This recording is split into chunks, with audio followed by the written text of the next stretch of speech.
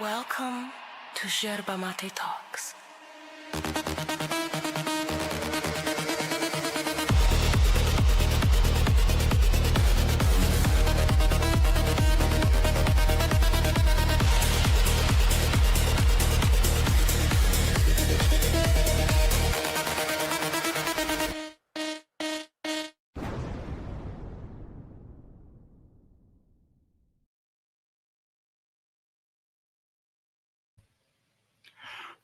Welcome to Shadow Mate Talks. I am Max. This is Kat. And today we have a little bit of a discussion between MC Toon and Rusted Sol. Toon is getting done with his opening, so we'll get him on in a little bit. Rusted, how are you? You're muted. There we go. All right, I'm good. How are you? I'm doing excellent. Spring is settling in. I'm wearing t-shirts. I don't have to wear hoodies anymore. It's all good, lovely. Thank you so much for agreeing to do this. For sure. And hello, I'm here. Hello. Hello, everyone over at MC Toon's channel. I hope you're all doing great. And you don't know each other, so hello to you too. What's up? Hey, Rusted. Hey, how's it going? Great. You a punk fan? I didn't know. This is thank God for punk rock bands. I do this. This was it's actually Blink 182 shirt.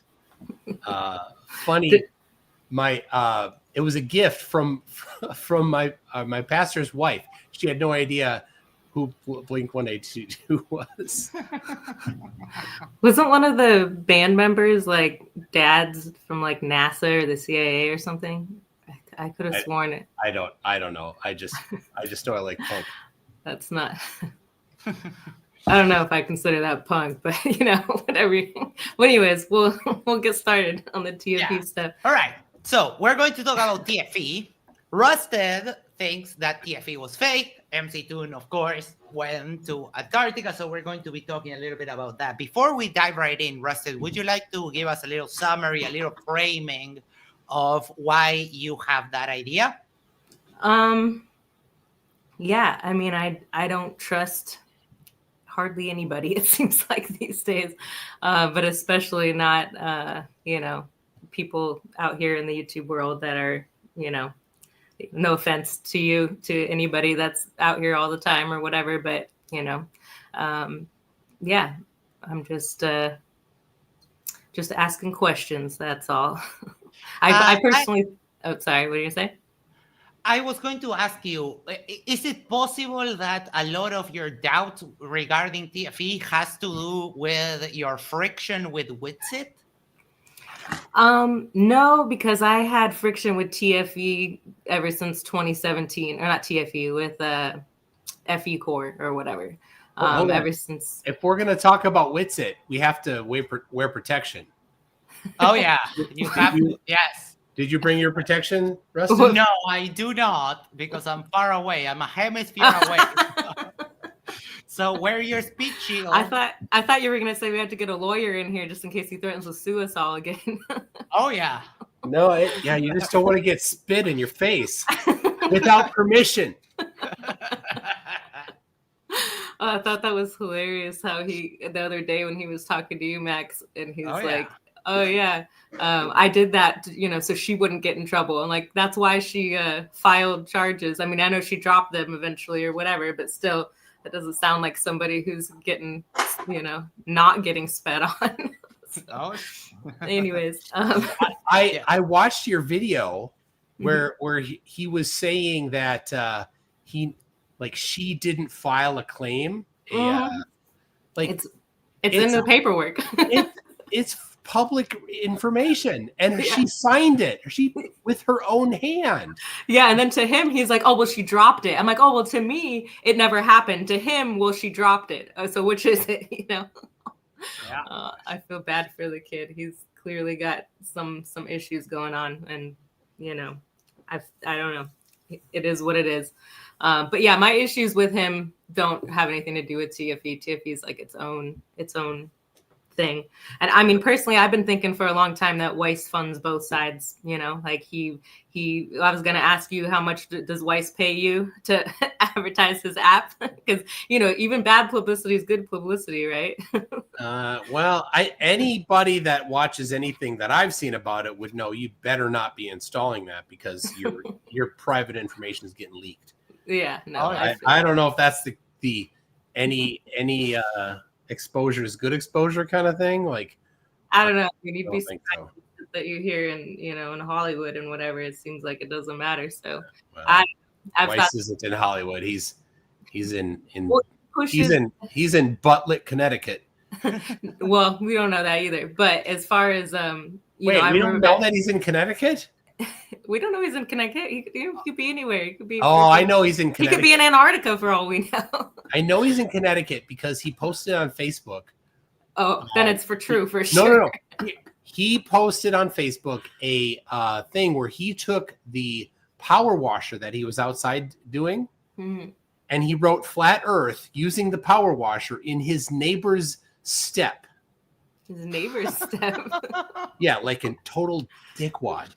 And I'm like, hold on a second. So I go to Street View and I look and I'm like, that's the step. That's his neighbor's step. You went and found it? How bored were you? I was. Well, it's you know, I don't know, it's damaged property, but you know, he's messed with somebody else's property. I mean, if it was Witz's property and someone put Globe Earth, he would be sued for sure. Oh, yeah. He would be threatened to be sued. He would be threatened to be sued. Yeah, you're right. He never sues. In January, Witsit gave me 1 week. 1 week? Did he give you a letter? Because FE Core used to pass out letters to people. Yeah. like what's it called? Flat Earth Reset got letters from FE Core, cease and desist letters. His videos are still up 6 years, 7 years later. Nothing happened, and I'm pretty sure they had to cease and desist because they're no longer. So yeah, they ceased. They ceased. So you don't work Iman gifted 10 Yerba Mate Talks memberships. Thank you so much, Mr. Iman. Not going to read them now because we have other stuff to do. So, Rusted prepared a little video with a summary of her arguments. We're going to share that, and we'll pause and every discuss. time that there's like I put like a kind of a black screen that was up for a few seconds in between each little segment, so you could pause it, we could talk about it, move on. I thought that would be helpful. So you got it. Thank you so much for doing that. That is awesome. So we'll dive right in. Oh, look at my beautiful face. Check out both of the 360 videos. There is no football sun. It's like a football sun to me. These are from the Austin's 24, well, Duffy's that Austin posted, and then I also looked at the ones posted on Duffy's channel, and oh, that was a weird glitch. I totally missed that. Let's see, this part. Just want to make sure the audio on the video is coming through, right? I hear it. I hear it. Yeah. Perfect. Thank you so much. Yeah. They're all on Insta360, so I don't know why he's acting like, oh, like the time lapses from that. So I don't know if that's an issue, or I was confused at why he said that, because I'm like, dude, we've all been watching this, and it's clearly a football-shaped sun. So I noticed, I looked in, oh, look at you, see right here, too. I noticed that he posted, when was it, 1 month ago in EA? They will be humiliated when they claim football sun, as they always do. 1 month ago. I click on this video. It was uploaded 2 months ago. And magically, the football sun is edited out. If this is to try to make us look dumb and humiliated, like, I don't think we're the ones being humiliated when you upload this in August 25th. And yeah, I did watch that video, and there is no football sun. So what did you do to edit it? Like, how did you change it? And why? How does that not make you look super dishonest that all the other footage shows a football sun? And then even when you look at the footage, there's now some weird like yellow orb right behind the sun, in the parts where it would be smushed. So Oh, that's super weird also. So okay. Let me put us back there. All Yeah, right. that was the end of that. Okay, so there's actually Oh, you're muted. oh Okay. Oh, no, maybe Am I? not. Sorry, I think it was just delayed. I saw your mouth moving, and then I didn't see anything coming out. So my Okay. bad. Try again. So there's two Insta360s right next to each other, and you can look at both of them. There's two separate videos on Will's channel. Actually, it's two sets of three, because you can't do more than 12 hours in one video, and it's like 25 26 hours total, so it's like 10 10 and then some change, I think, is how long that we made them. And you can actually look at where the other camera is, so the two cameras can see each other, and so you can see the orientation of the second camera. And when we set them up, so that, because we know where that, because it's two lenses and they're stitched together. If you've ever used an Insta360, it's just two fisheye lenses, and then it's all VR 360 done. And we knew that would happen, and that's why we got two Insta360s. It was Did you Will. have 4 total? Well, Will brought two. Okay. Dave brought one, and Mark brought one. So we had a total of 4. Dave recorded a time lapse. Mark used it walking around, and then I borrowed Mark's for my 24-hour time lapse with the shadow, the solar clock. Yeah, the clock thing. Oh yeah. So there's 4, and then Austin brought one, but he wasn't smart enough to figure out how to make it work. I heard Jaron broke it, but I didn't see any evidence of that. I'm like, can you take a picture of the hole? Jaron broke his. Here's my cat. My cat is wanting attention. This is record. Jaron broke Austin's P900. Oh, that's right. So he had 360 too? He had a little 360. And you can actually see him on the footage of the other 360s where he's walking around and messing with it. But he didn't have a high tripod. He just had a little short tripod. So it was like a foot off the ground. And he walks out, he sets it down. A couple hours later, he comes back and looks at it and walks back inside. And remember, he said he couldn't update it because he didn't have access to the internet for 18 hours. Which then when I called him on that, he said he never said 18 hours. I'm like, bro, it's recorded from your live stream. I know. So, all right, never mind that. We'll have plenty of time to talk about that later. So Will and I set up the two 360s that he brought at 90-degree angles to each other. So due south is where we want to have no stitch. So we set both of them 45 degrees to due south. So if this is that's south, and then this is the plane that is where the stitch happens, we put the two cameras like this. So the one that you saw that has the football sun, that's like this one here. So before, 45 degrees to the right of due south is where it gets football kind of smushed on that one. The other camera, the one that you looked at, it's on the other side of due south, whereas you're going to see it gets smushed on that side. So why was it that all the footage? Why was all the footage squished though until this stuff that was released 2 months ago? Why wasn't the stuff from 2 months ago released back when everything else was released? I uploaded it to Will's channel. It takes forever to render these things. Like on my computer, I have 32 gigs of RAM. I can't do anything else on the computer while it's rendering. It takes about 24 hours to render everything. And so I have to start it and then not touch it, just leave the computer alone for 24 hours. So it's a pain in the butt to render because these files are a terabyte, just under a terabyte in size. So it takes forever to render these things.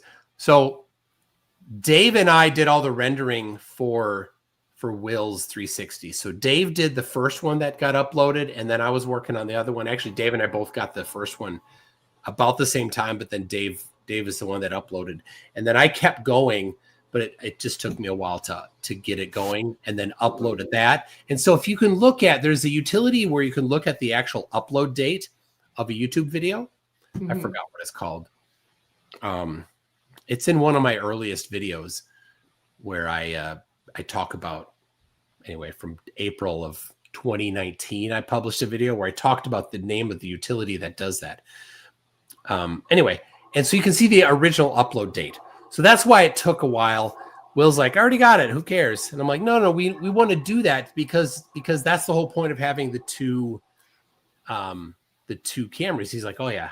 So the football sun didn't have anything to do with compression from from uploading it to YouTube then, because that was the excuse I was getting in the beginning, was that there was some compression issues with YouTube, and if you had put, like, I think it was even Snooze that was just saying, and this other guy, I forget his name, is an EA the other day, and we were talking about it, and they said, I was like, well, what's a way to avoid the compression issue or whatever with YouTube? And they said that if you downloaded it directly to your website, like, I guess you would have to like host your website or something, or get like, and I mean, from what I understand, it's not that much money. Like, do you know about how much that costs to be able to just not have YouTube hosting them, but have it just on the website, like on the TFE website?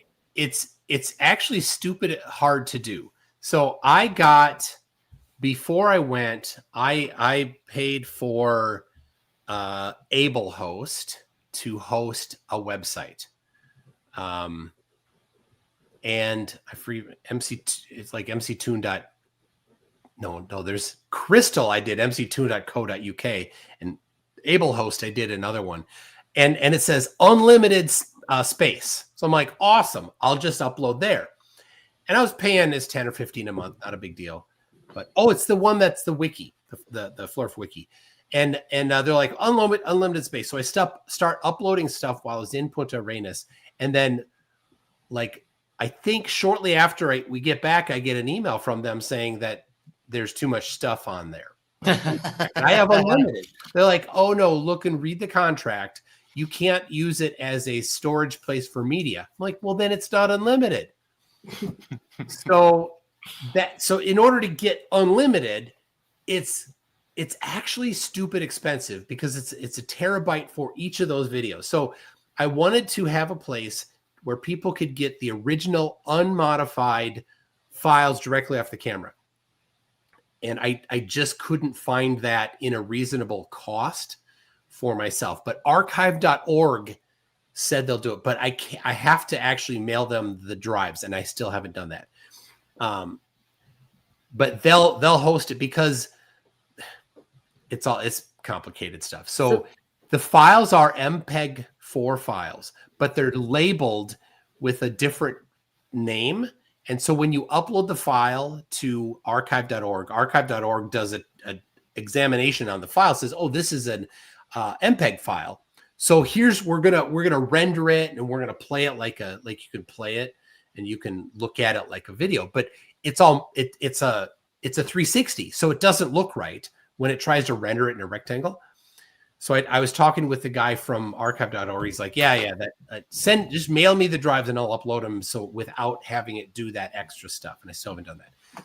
So that's how you get around, long explanation. That's how you get around the compression quality. Okay. So that had nothing to do with TF, because that was another issue. It gets brought up in the video later. I bring it up. So I don't know if we should just let the video play and do the talking, or if I should. All right. So let me just go back to the football thing. So go look side by side. I've been talking with Dave, like, hey, we should render like the two 360s at the same time, but have them somehow on the same video so we can watch. Yeah. And not a 24-hour long video, but like, I don't know, we should re-render the whole thing. But like, that's a big mess to re-render again. Yeah, I mean, I just had it playing in my video editing software, both of them side by each. I mean, you can see, I mean, without even putting it side by each. Hold side by each. Are you Canadian?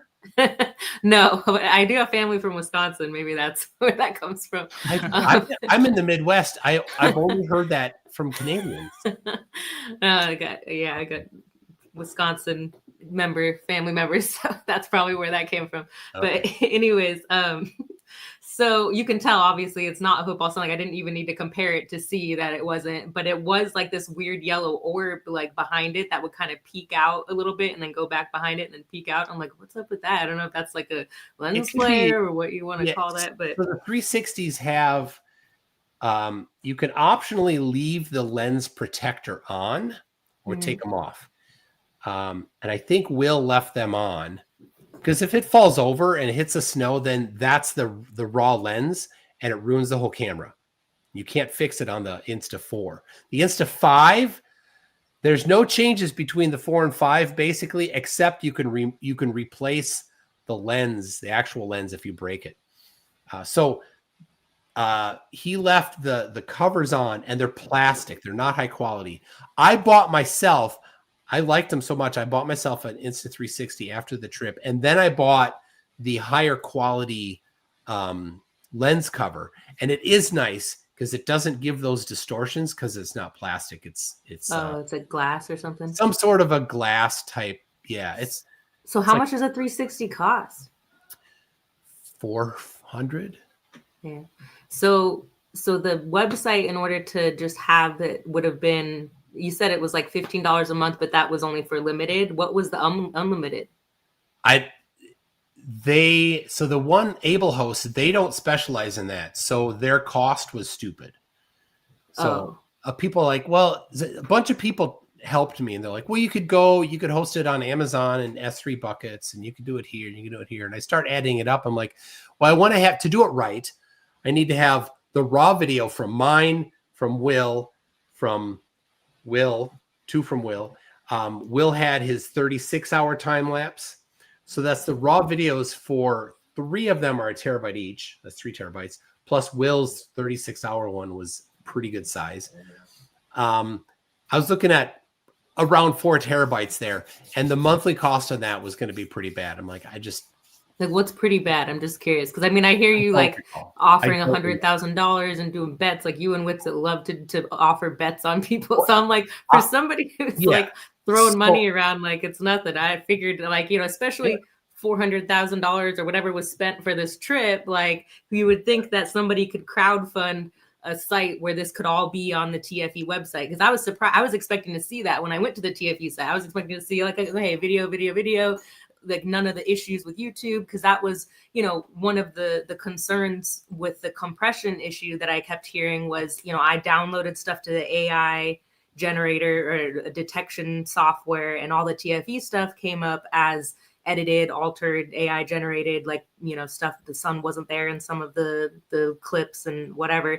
But then when I put normal 24-hour footage from the north in the same way, like copied, you know, screenshotted everything from YouTube, and it didn't come up having issues, people kept telling me, oh, it's because you took it from YouTube. And I'm like, well, I took all of them from YouTube, and it seems like only the stuff from TFE. So I don't know what that could be, you know? And if I had a better, you know, I can't download the terabytes of stuff on my computer. I don't think I would, you know, I don't even know if if your computer can't handle it, I'm sure you have a better computer than I have. So, like, and that's really the challenge, that I'm like, who is going to actually download the whole thing?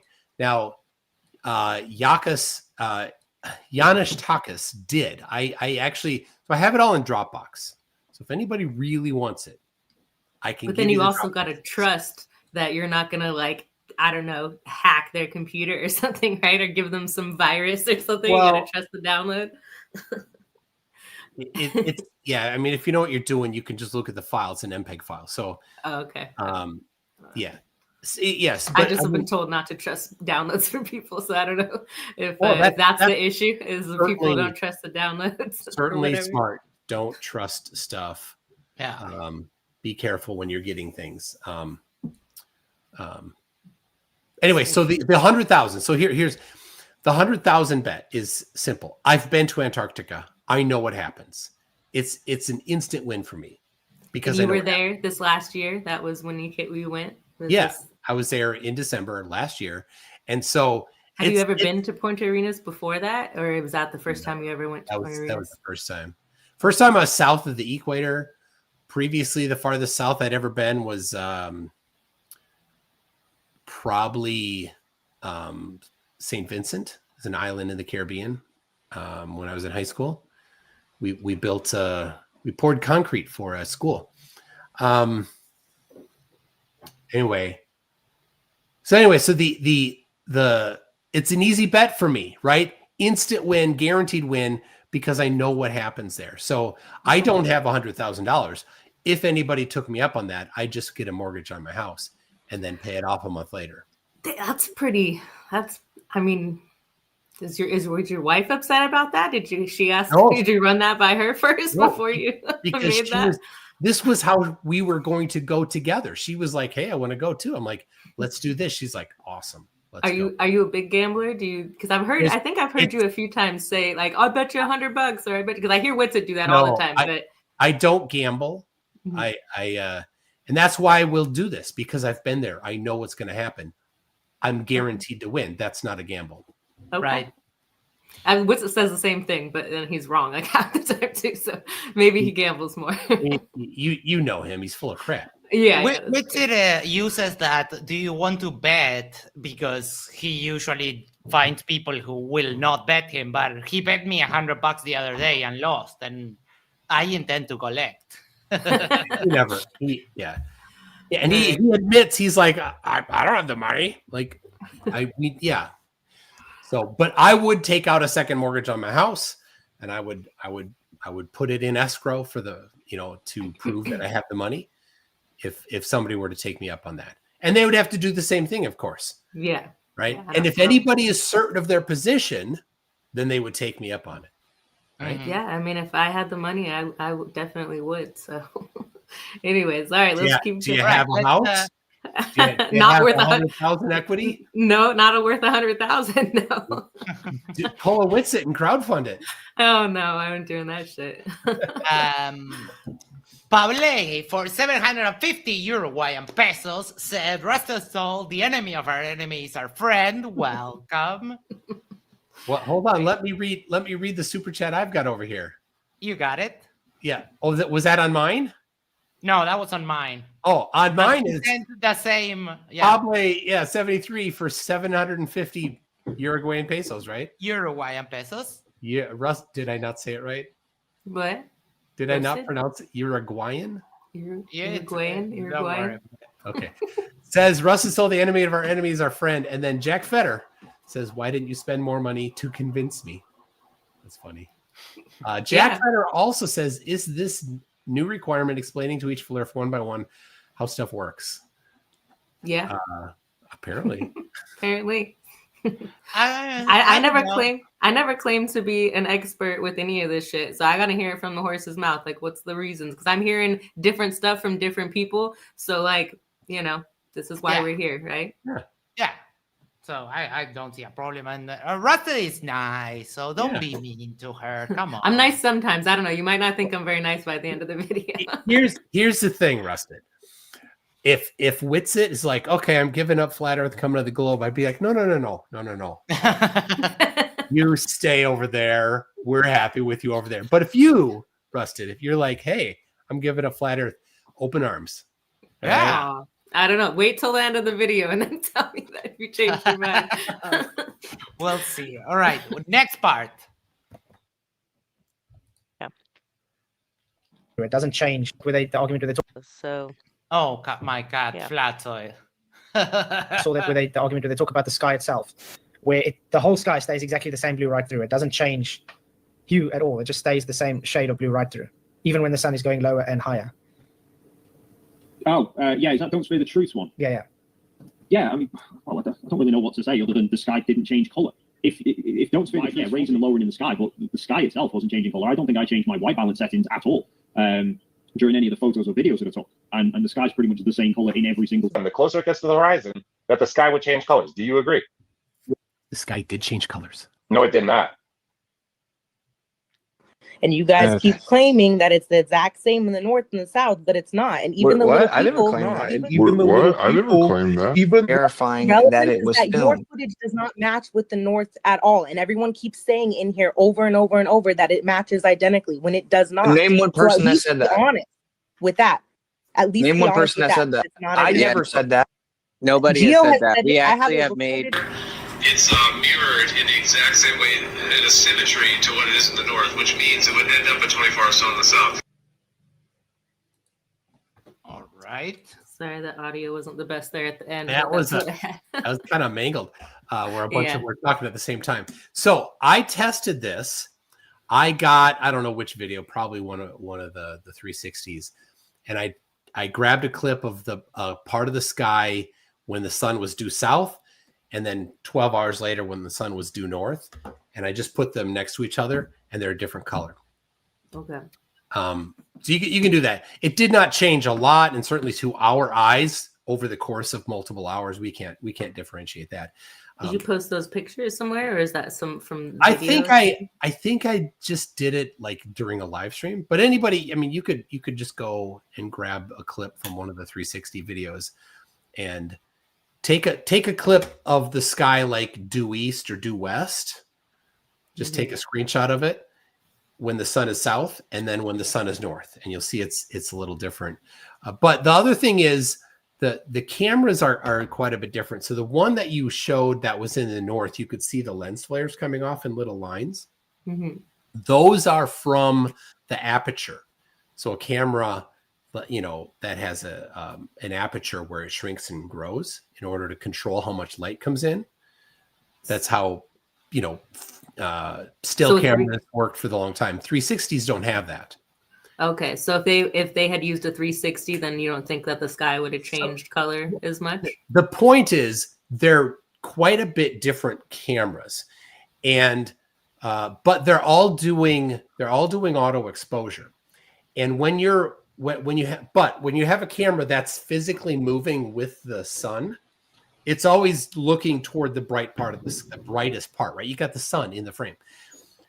When you've got a 360, you've got the entire 360-degree view. Everything has to be in the same single exposure setting. So you've got the bright sun on one part and the opposite part, which is still pretty bright, right? It's a lot of white snow and it's in the relatively bright sky, but it has to get an exposure for all of them that work. So it's a little bit different in how the exposure is working. So that's just understanding how exposure works on photography. Is there a reason why you guys didn't use a different camera other than 360?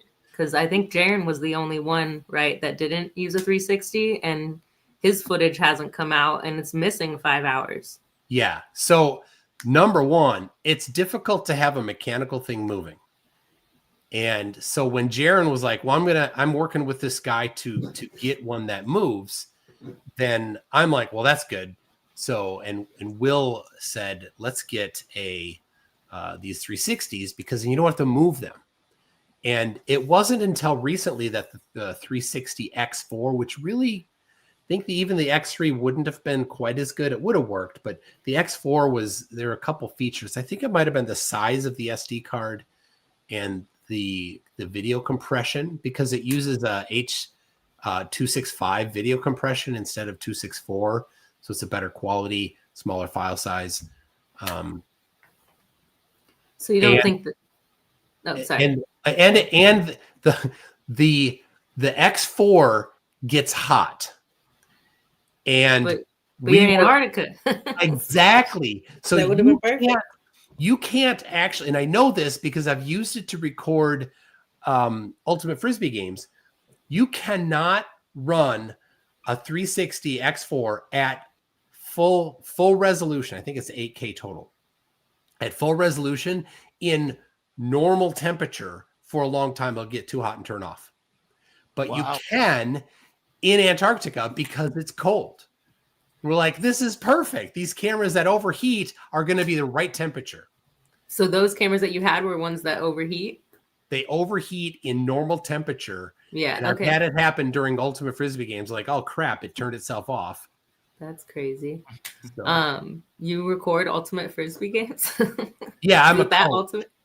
Yeah, You use it to like teach people stuff or something, or like yeah. The kids they watch the game afterwards, and like, Aw. so That's I'm like I run the booster club, and I coach, but I don't coach. I'm not like the coach. I can teach them how to throw, and the basics, but when it comes to like the high end strategy that the varsity team does, that's not me.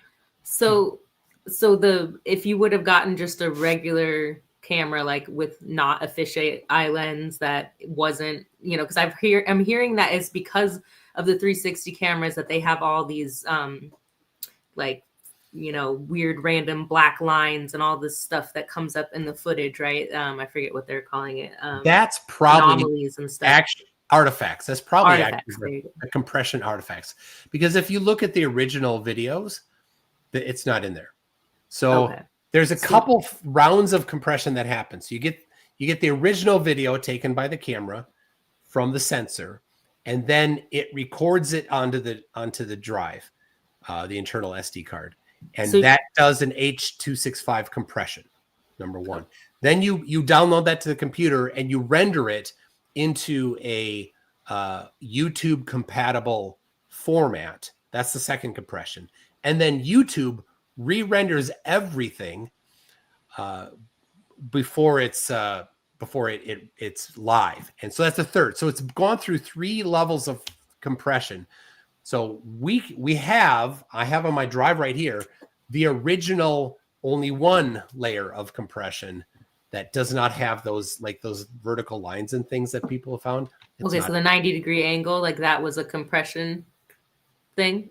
Okay, yeah. So why was that blurred out then? Like that was taken down. That was on Duffy's channel, was taken down and then re-uploaded on Witz's channel, and you could see it. Like when you zoom in, you could see that something was blurred out right there. So I mean, I guess I feel like if you just would have left it, it would have looked more honest than putting it up and then taking it down. We didn't modify anything. YouTube does what they do, and we don't have any control over it. They do things to save on space, and it's just weird because the line was like a black 90-degree angle on Duffy's, and then that video disappeared, and then the video's still there, right? No, that video's gone, and that was part of what I was reading in the comments of he didn't take down any videos. There was a video that was that original Winter Patriot guy found, and in the comments of Witzit's video, it was saying, that Duffy's video was taken down. I'm pretty sure it was Duffy's. Maybe it was a different channel I'm thinking of, but I could have sworn they had said in the comments. I'll go back. It's been 8 months, so I'll have to go back and look at the comments again. But there was like a whole stream of different comments talking about the other video and how that's no longer there, but you can still see a blurred out on Witzit's video. And it was, I think, the same 360 camera. So, and it wasn't, they were saying that was at where the people kept saying it was where the 2 lenses come together, like the stitching, but that was like 30 feet to the left of that. It wasn't right there. The stitching blurs things, right? On the stitch, you get this blurring. You don't get hard lines on the stitching. I don't know why people would say that, right? Witzit doesn't know a damn thing. So do you think and whoever did his rendering was an idiot. They completely screwed that up. Do you think? Yes, I had this one. Yeah, this is Witzit uploaded. This is trash. How I actually sent to Jaron how I rendered it for him to forward to Austin. He said he did, but my guess is Austin didn't pay any attention. So you could bypass some of those issues though, right? If you just downloaded it directly to the TFE website and paid for that, whatever the crazy cost is to have the 4 terabytes or whatever. Yeah. Like if people wanted to crowdfund to have that on the website, I don't know. I'll give the Dropbox link to anybody that wants to examine it. Okay. But then they'd have to like download it, and it would probably take forever on their computer or whatever. It's the same as downloading it from the website. Yeah. Oh, no, I mean like actually put it on the website, like click on it, watch it. Like that's not an option. It has to be through YouTube. You get the original files. Mm-hmm. You download them to your computer. That's how you do it. And then you'd either just look at them directly in a video editing program like Premiere or something like that, or you pull it up in the Insta360 Studio. So it's Those are not the two ways that you'd look at the original, because the originals won't play normally. so you couldn't get some sort of I thought like that's what Snooze was saying the other day, was that you could get it uploaded to the TFE. I don't know, some Glober that hangs out in EA, and he knows a lot about computers and like, you know, all this shit. And he was saying that it was that if you had stuff on like your own website, then it wouldn't have these issues. So I thought, like, not just the download, so you can download it, but actually like host it on the website, like not through YouTube. So that's not possible to do on the TFE website. If the original videos were provided, they would be in a form that you wouldn't just click play on a website. So that's not possible to do then? No, that's not how you do it. So here, let's see. There's I see other channels that do that though. They pay, they have their own, that's not through YouTube, because YouTube was taking stuff down. Like they started doing that back when stuff started getting taken down a lot during like the COVID stuff. So they started just hosting their own websites where they could have their own videos. So I've seen other people do it. Is it just because they're not like crazy if we long? did that, you would click on it and you would receive a file that ends in INSV. Not MP4, not MOV, not AVI. It would be a file that ends in INSV, which is an Insta360 specific MPEG container format. You can play it in a regular MPEG compatible video player, but it's the fisheye. It's actually 2 video streams of 360 video. So it's just a circle and another circle and 2 video streams. And a lot of players won't even know how to deal with 2 video streams. So that's what you would get. And you can't play that on a website. You could re-render that to some other format, but it wouldn't be a whole lot different than it would be on YouTube. It wouldn't be. It would still have the same compression issues. Okay. Yeah. Okay. And I don't know. I would imagine you probably could put it into a player on your own website where you could do the interactive 360 view of it. Mm-hmm. But the point is, you want to look at the original raw file directly off the camera. That's what this INSV file is. Okay, and that's posted where? I can give a link to a Dropbox if anybody wants it. Okay, so that's it's not posted like on your website or on TFE's website or anything like that.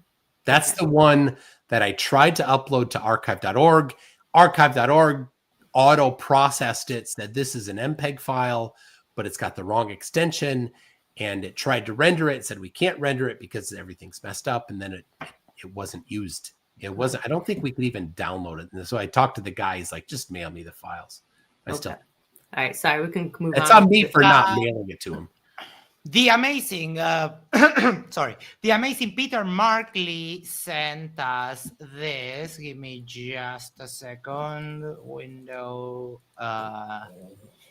This is the Sky comparison. And then,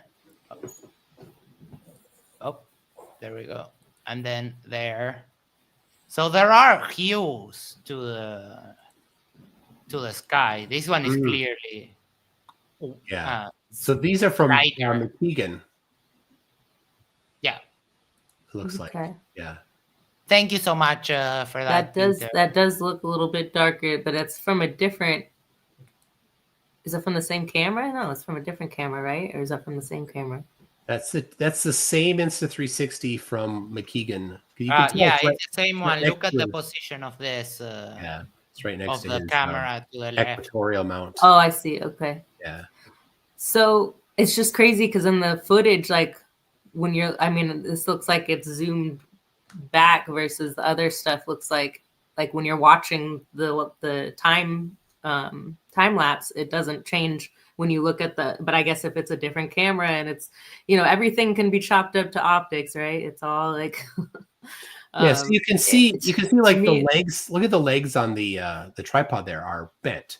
That's because it's a fisheye lens. Yeah, I understand that. But when you put it into the video software to render the 360 view, it dynamically, Peter said it reprojected into a cylindrical panorama. Thank you so much, Peter. Okay.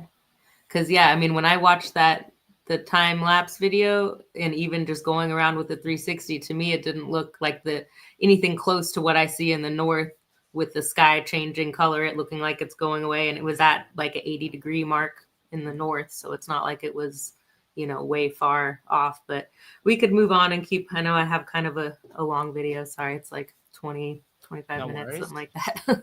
All right. So we'll move along. Let's go back here. Peter says, I had that handy because of working on my TFE poster, so that's why it's panoramic. Oh, make posters for your bedroom wall. That's cool. All right, before we get Pablo for 750 Uruguayan pesos, all this shit is much fun drinking beer. Cheers to you. And Arnold for $5. Who has sat and watched every frame of mostly absolutely nothing happening for a full 24 hours from all the release footage? $5 says literally nobody. Yeah, I mean, I scrubbed it. I even looked at it on my Oculus Quest, and it looked fantastic, but it gets a little bit boring after a while. All right, next part. So I have a quick question before we move on for Toon. Did the temperature change at all? Like when the sun was, when it was supposed to be nighttime there, was it noticeably cooler? Was there like temperature differences? Did you guys track that or have like any, I don't know, any evidence that it had changed at all? All right. So we had, I was going to take the temperature, and then I didn't do it very often. This is my logbook from it. I just took a couple. I don't even know what page I put it on. But it was definitely colder when the sun was lower. So hold on. Let me see if I have a couple. I mean, it's cool if you don't have actual it's temperatures. Not anyway. So I do know, because just from memory. So when we were during the day, which it's always day really, but when it was, local solar noon, it was in the mid-20s. And that first night, it got down to low teens that night. And I remember it because I did my live stream. My live stream started at 2 a.m. local time. Local solar midnight was at 2:36 or 2:37 local time, which they just used Punta Arenas time, which wouldn't be the correct based on the meridian that they're actually in, but it doesn't matter because the sun doesn't set. Anyway, so I started at 2 a.m. Local solar midnight was at 2:36, 2:37. I went 3 hours until the network dropped, and my feet were very cold. I started it with just, if you look at my video, I started with just I think my blue like sweatshirt, and then I put on more clothes, more coats as I went, but I didn't change my boots. We had the big thick boots that we had to rent that I only wore once when we got off the plane. And I had my, high quality for Minnesota boots, but at 4 a.m. my toes were getting cold. So yeah, it was colder at local solar midnight for sure. So like guesstimation dropped like 10 degrees, 5 degrees, something like that. Just probably curious. about 15 degree swing. Okay, so there was a noticeable, because to me, like I'm looking at the footage and it looks like super bright the whole time. So I'm thinking there's probably not going to be much temperature change. So that's interesting. But it wasn't a lot. The wind is significantly more of a factor. So the later in the day, on the second day we were there, the wind was picking up a little bit. And then like in that evening, as we were riding around on the bikes, it was pretty windy. And I had put on quite a bit more cold weather gear to ride on those bikes. And I was still cold because we were going so fast. We were not going fast on those bikes. Fat tire bikes on snow are terrible. So I hated it. It was so slow, so much work. And, having not slept and just, I was beat. I'm like, I'm done. So the wind was definitely the bigger factor than the air temperature change. And you could see there was a storm. You could actually see the storm coming in before you guys left, or did you get any footage of that? It was, yeah. So you can, on Will's 360 and on my Sundial 360, you can see the clouds coming up over the mountains. And so the mountains that were mostly to the south is where the wind was coming from. And there was kind of a scoop on the mountain, and there was this constant cloud over, like, kind of coming off the mountain.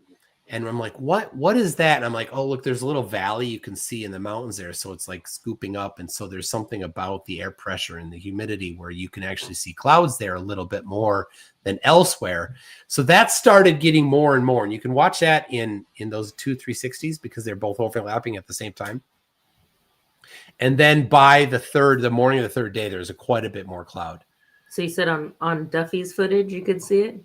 Duffy's 36-hour time lapse. Okay. Because my 24-hour non-time lapse sundial. Okay, got it. Because they when I looked up for that day, the weather, it said there wasn't a storm, so that was another kind of the storm. So we were supposed to be there 14, 15, 16, 17, and come back on the 18th, I think. So this is the, before we went, this was printed. It's 3D printed, and it says 14 to 18. So that's when we were going to be. They gave you a plaque? No, this is from it's from Max. Duffy? No, from Max Dandry sent it to Duffy, one for each of us. So I don't know if you can. You probably so you guys get plaques, but you can't afford to put the shit on the website. Sorry, I'm a smart ass. I know. Anyway, so Will gave these to each of us at like one of our final get-togethers in Punta Arenas. So we each got these that the 3D printed. Max printed these, shipped them to Will. Will brought them in his suitcase, along with the stupidly large Starlink the marine qualified Starlink, like it's bigger. And he brought that in his luggage, and Whitsitt didn't know how to bring stuff in his luggage. It was so dumb. Didn't forget 2 old stale vapes though. I'm sorry, I'll stop. Whitsitt was like, I'm like, holy cow, this guy has a substance abuse problem, because every meal he's pounding the booze. And then he's borrowing people's, like, oh, hey, can I use your cigarette? Because use your cigarette. Yeah, cigarettes, like just vanilla cigarettes. Not vapes, like real cigarettes. I saw a picture of him smoking one, and he said, "Oh, I didn't get sick because I smoked a cigarette." And I was like, no. I don't know. If it's probably yeah, Mark Herman smokes, and so like they'd go, Mark and Whitsitt and Jaron would like, oh, we're gonna go smoke, and they'd go there, and they like Whitsitt was smoking a lot. I did not see any of them smoke the funny stuff, though they did declare that they did smoke it. So there you go. That's a different picture than the one that I saw. That's the smoking area outside the tent. Wow. And that was Mark Herman there. Was the food bad? Because he said that the food was amazing. He said the food was awful. He's an idiot. The food, I was shocked at how good the food was there. Like that, I mean, it's a high-end resort. It's what it is. and so they know we're gonna make some good food. So were the ribs beef or pork? Sorry, totally random. I know, but I'm just curious. I don't know. I don't like ribs. If I don't, okay, generally I don't do pork ribs, but I was just curious because I don't know. I heard somebody say they had good ribs, so I was like, I wonder if they're beef or pork. I did not try them. All right, we can keep playing the video now. Max is back. Yeah. Sorry, I don't know. We're getting distracted being here for. It's all right. It's all good. Let me swap here. There we go. What did it look like when you were there? Was there any kind of a parallax from the sun at some point appearing farther? I mean, the sun was so bright, bro, that like it's not like you're gonna look at it with your eyes and know like any change like that. But there absolutely was a change with like it got colder. It got colder, and like maybe the sun was like not as bright as it got lower, right? But lower in the sky. I don't remember which direction that would be, but it like noticeably got colder. Have you ever read Michael Brenner's Antarctica article where he goes through like the different bases and the different dates when the 24-hour sun starts, even though they're like really close? No. So there's like huge discrepancies, even bases that are like 10 miles away. The 24-hour sun is like a different time and different date that it starts. Whitson, did you notice any temperature fluctuations between the positions of the sun? Like, for example, when it's in the south versus north, or it's supposed to be technically setting. It was definitely based on its angle, and yes, it was like there were noticeable temperature fluctuations. Hey, Rand. He says it so quickly. No, anyways. I don't know. Like, I think I might have like slightly fractured my foot. It hurts like super bad. Does anyone in here know? Like, was sitting in this. I haven't even sifted through the data, right? So that's what's going to be interesting in like a nerdy way. Is like, what's the thermal distribution? What's the lux reader say? Because I'm just capturing thermal readings throughout the day, like what the sun should actually be, what should it not change to, elevation, angle measurement, all that stuff. We're just capturing data, and then we'll sift through it later. So in like the nerdy way, to really kind of figure out how, maybe spectacular or weird this place is, I'd have to sift through all that. But in terms of... Did y'all ever do like the lux meter where basically you measured the intensity of the light throughout the day? Did y'all have those measurements? I did a couple times. I got my notebook here. Let me see if I think 2 or 3 at the most. It just wasn't high priority. Like, I did it. Let me see if I can find out. It's on. So 11:46 a.m. So this would be on the 15th. The pressure was 918.1 hectopascals, and the lux was 89.2. And at 6:34 p.m. The pressure was 919.0, so hardly any difference in hectopascals, and the lux was 94.5, so it dropped by 4 lux from 11:46 a.m. to 6:34 p.m. That's all I got. I'm sorry, it's not a whole lot of information. It wasn't one of the experiments that we were thinking. That lux was 94.5, so it dropped by 4 lux. I mean, I would round that up to 5 because it was 89.2 and 94.5. I would say that's 5 lux higher. So that really, so it got brighter the later it got at night and the further away it was supposed to be. That doesn't make any sense. Sorry, it's not a whole lot of information. It wasn't one of the experiments that we were thinking about and planning on. So. And why wouldn't you think about it and plan on it? And apparently 84 lux is considered very low. 1,000 lux is studio lighting. So it's even lower than what studio lighting would be. This is what 100 very dark overcast days. So they weren't even at 100. And so that would be a very dark overcast day. And we all saw the footage. It was super bright, so bright that it was like, I'm blinded by the light. It's my Whitson impression. I don't do them often. I figured it. On point. All right, I got the page here. Okay. So, it was brighter at 11:46 a.m. than it was at 6:34. I thought it was 89.2, right? At 11. 98. Oh, 98. Oh, Hold on. Let me make you big. my bad.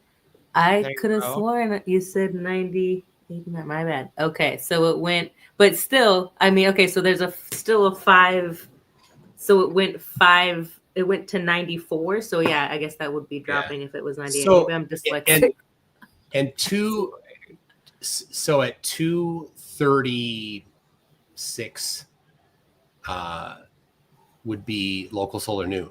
So this is a like almost 3 hours before local solar noon, and then like a few hours after local solar noon. So this is a terrible amount of sampling.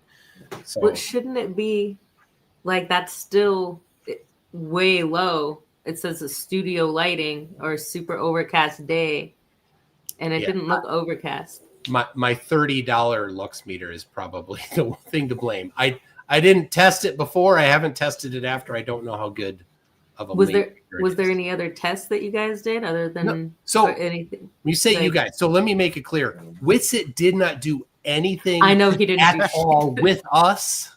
So when he's like, "We're going to do all this," and you're like, that's why I had to put it in what there. I recorded. Witsit refused to work with me. I'm like, "Hey, Witsit, look at this magnetic thing that I have," because he loves magnetism. I'm like, "I have this." It was an app, right? Or did you bring the actual device? It's a custom built device to measure the total field strength, which is the most important thing, as well as the angle. I brought a dip compass, which got damaged on the flight to Antarctica. But in Punta Arenas, I got the dip compass worked, and I have the angle of the dip compass, the south end pointing down, which can't work on flat Earth. So are you talking about the magnetometer thing? I don't know if that's magnetometer. So that's a custom built magnetometer using M.5. So you did bring that. I did bring that, yeah, and he refused to. I'm like, Wista, you want to look at this? Like, man. Because I thought I heard in one of your live streams you said that you had downloaded an app. Maybe it was in the nighttime. Oh, I have an app as well on my phone. Oh, okay. I don't trust it because where's my phone? In your phone there's a magnet right here in the iPhone. So I don't trust the magnetometer on this because it's got the interference. That's why I'm like, I trust this other one. Got it. So did you use it at all, or like? I did, yeah. Okay. Yeah, and I recorded. Where did that is really surprising. It's in the book. It's really surprising. Witsit wasn't like. Who cares if you've been mean to him or he's been mean to you? Like, put it aside for science, right? I did. I put it aside, and his narcissism is like he interpreted me putting aside my distaste for him as somehow he imagined that I was trying to be buddies with him. No, I was not. I put it aside during the trip for the benefit of the trip because like Will spent a lot of money on this. I'm like, I'm not gonna like I could just unload on the guy. He deserves it, but I'm not gonna do that. So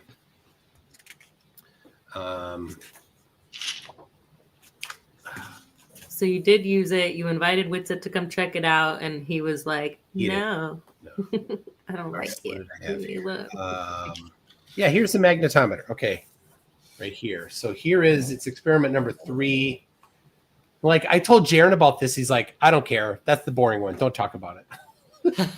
Right? I think it's Some people don't get it. Like you can't see it, you can't feel it, you can only measure it with some, Well, but it would have been nice to have like pictures of the readings instead of just a journal. Like, what are you from the 80s over here with your little handwritten shit? I have pictures of all of them. Oh, you have pictures too? Okay, because so far the Lux thing was just written down, right? Well, you don't have pictures of the Lux. So if you look at my website, mz2.net/TFE, there's a link to the experiments. There's 16 experiments. The Lux meter wasn't one of them. So that was just a bonus. But the sunrise and sunset time, that was.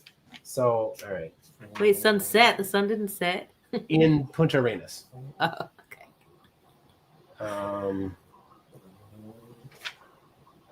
Oh no, experiment 3 was trying to see a lighthouse. We could never see it because there was too much churn on the water. Turd on the water. Churn. Sorry. I mean, if it is South America, you might expect, if you go into a course of water, you might expect a floating one somewhere. If just I've been to Mexico, I know how it goes. everybody at home, if your turds float, you're getting enough fiber. That's if they're floating a lot, if they're like half of it is out of the water, too much fiber. Wait, hold on. I didn't do celestial navigation.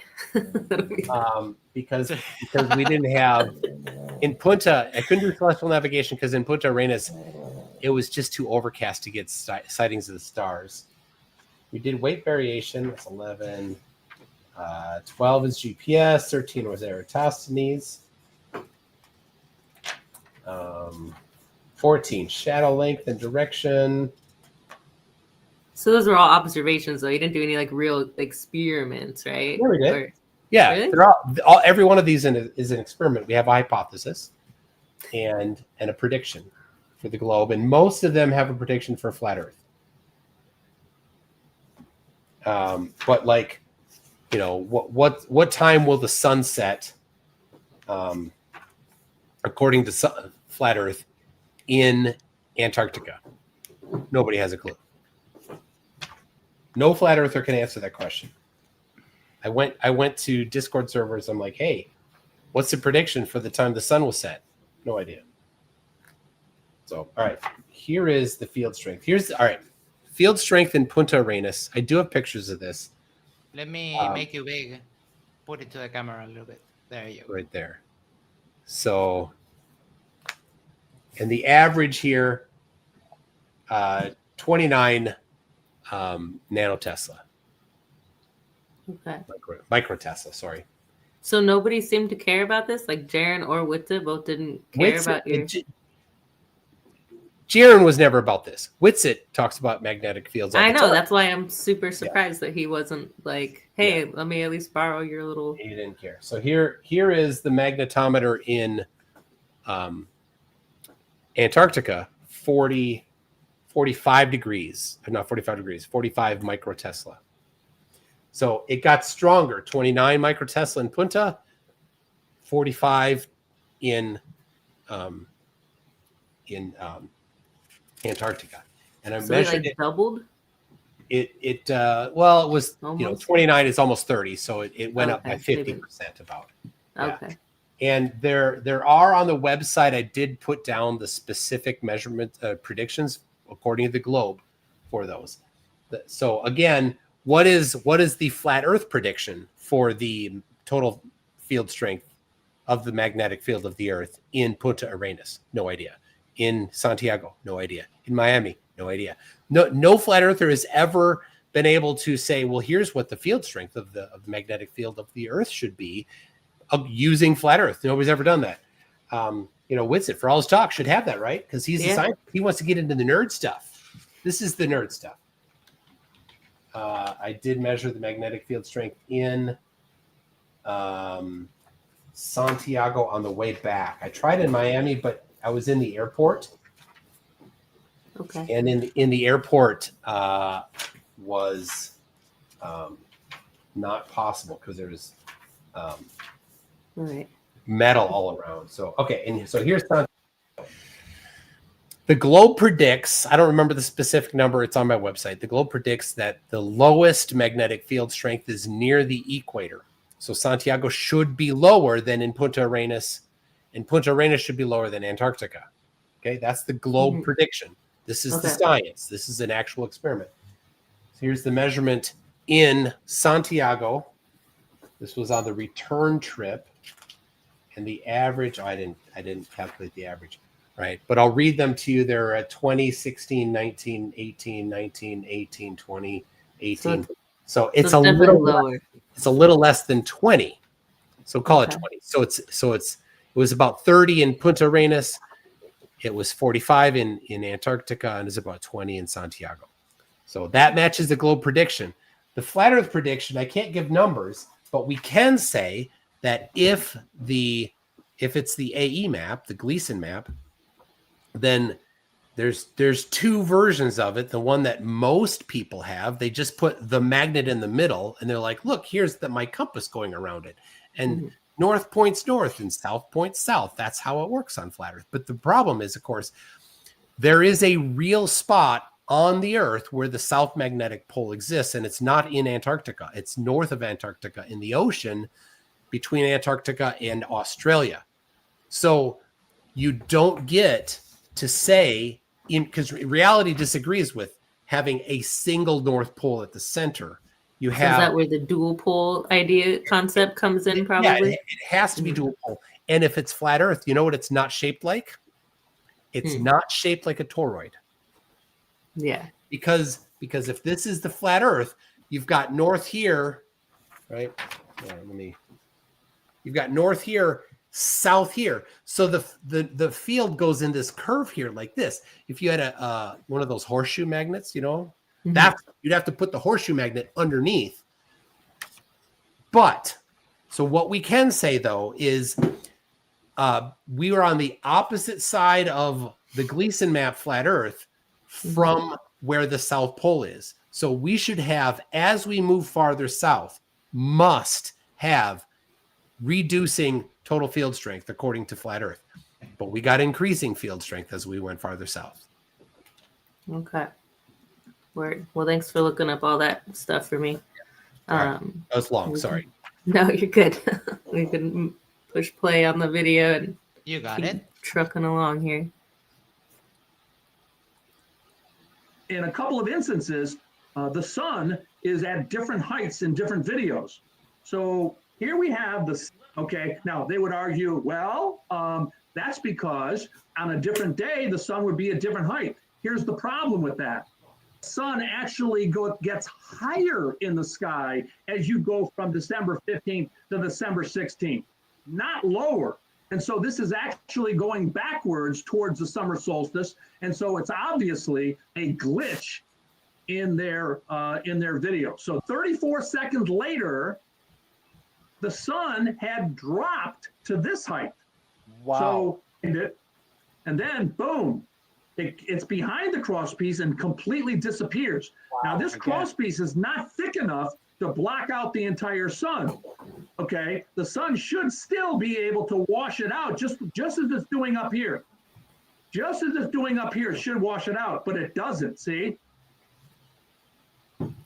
So I'm sorry. This Watt, he spurgs out on MDD Discord, and I suspect that he himself is a bot because all he has is a script and copy paste the same comment every single debate. It doesn't matter if it's politics, if it's social, if it's flat Earth and everything. Like, he's one of the dumbest motherfuckers alive. This is the dumbest bot ever. His name is no, what? but Yeah.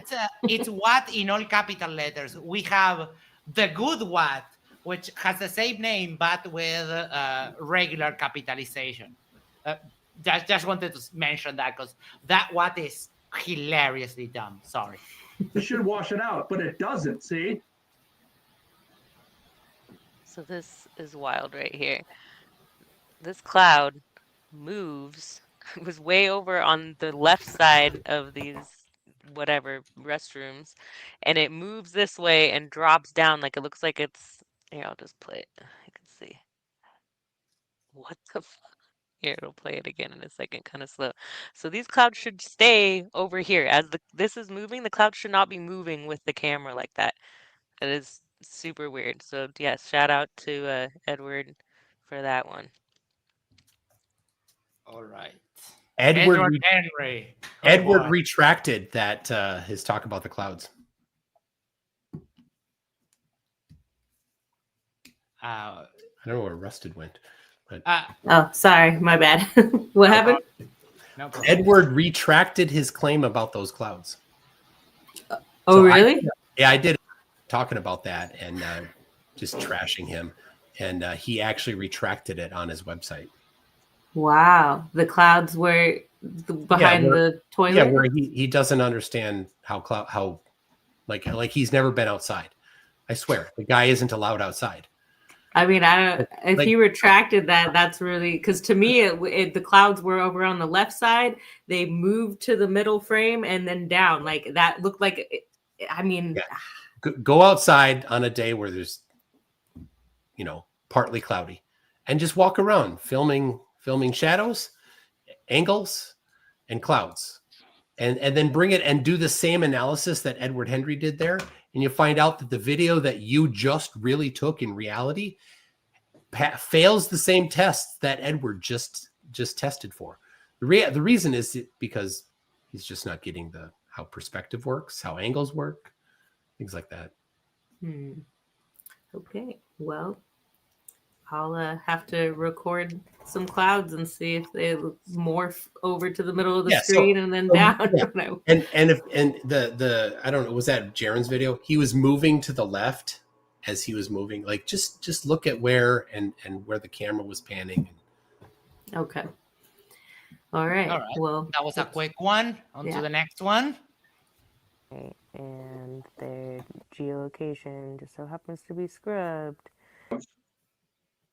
Oh my God, no. Yeah. No. Nico. No. Can we skip this one? They're playing Nico. No. Oh, no, I'm kidding. Oh, do you not like Nico? He's such a. I mean, we chased him off the internet. You chased Now him off he's- the internet. Yeah, now Where he's did he doing go? like gay matria on like Gay Charlie matria. Kirk. Yeah.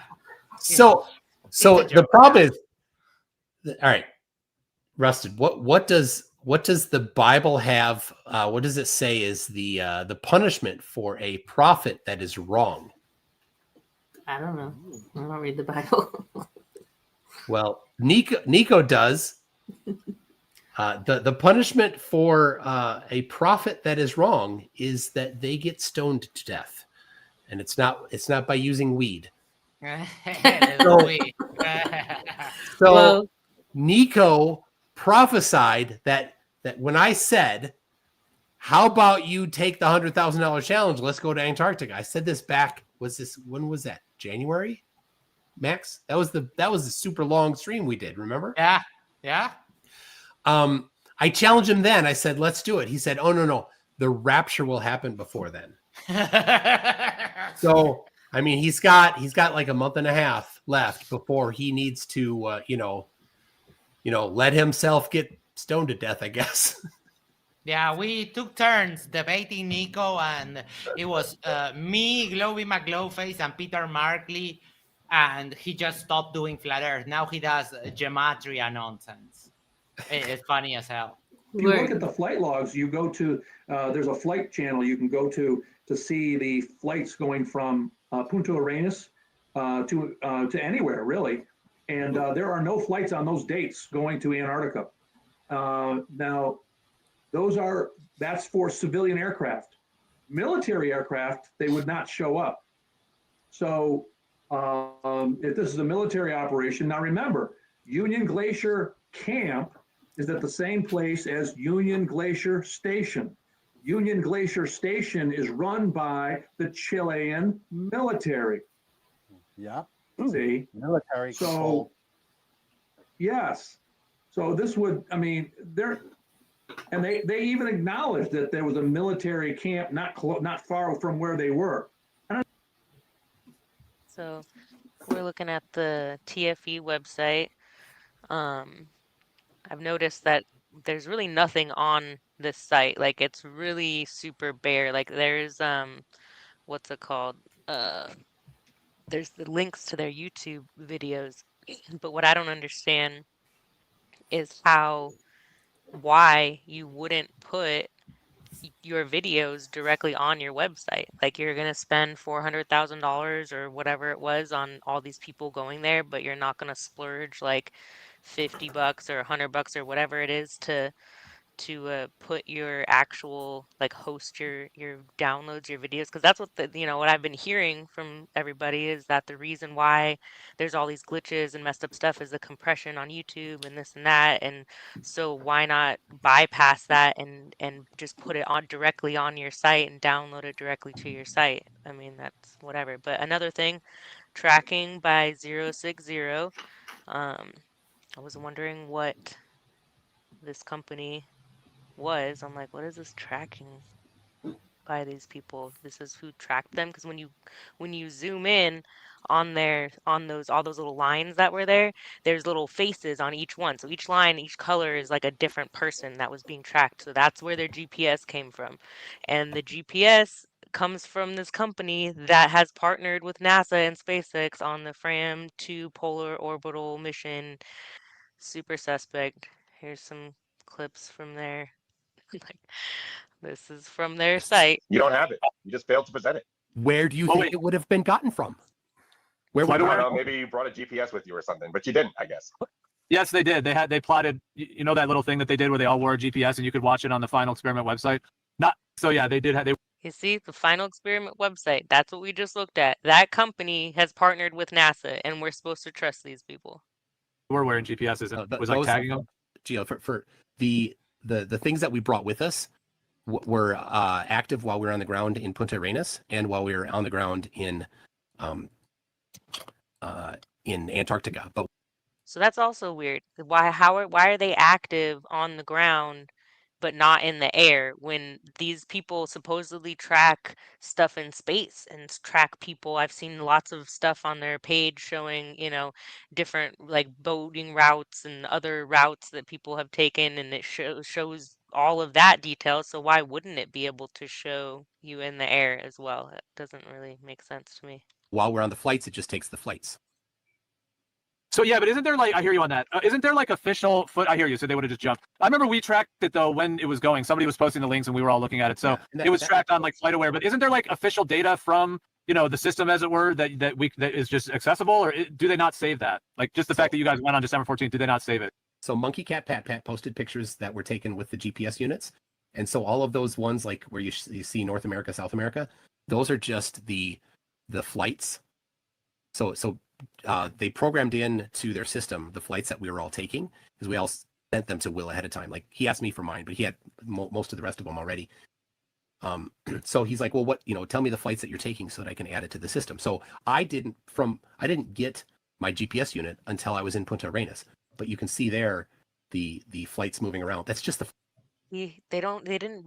We were told that they were each going to have their own GPS. Like, I thought they were all going to just have their own, like, but they're going through a company. They were handed out these GPS things from a NASA like company. How is this like fair? How is this something that people are just buying? Like, oh, yep, totally, NASA's legit. Yep, this is all checks out.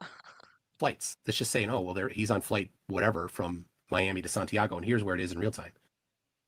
Yeah.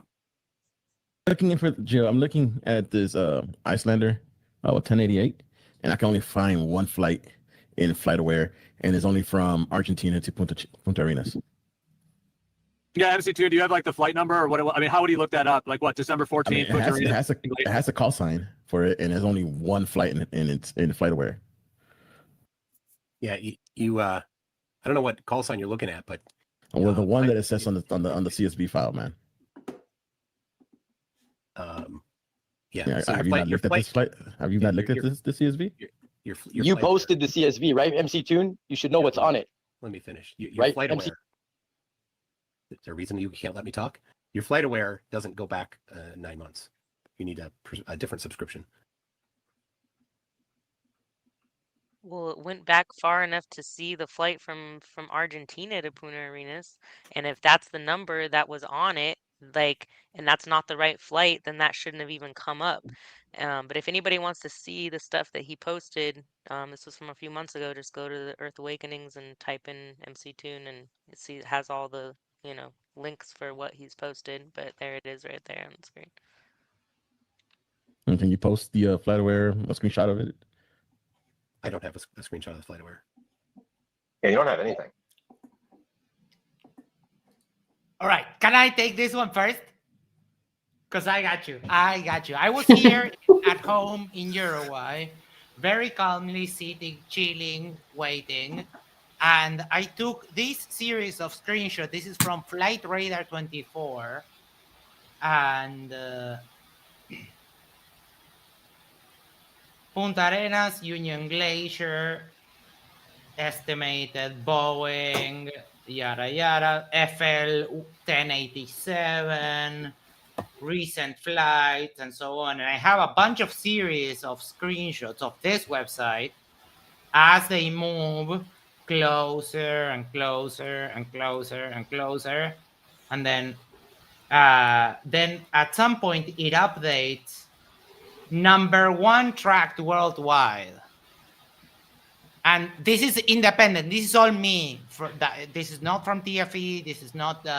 My ex-girlfriend taught me about the existence of this website because she used it for her job at logistics for the Maersk company.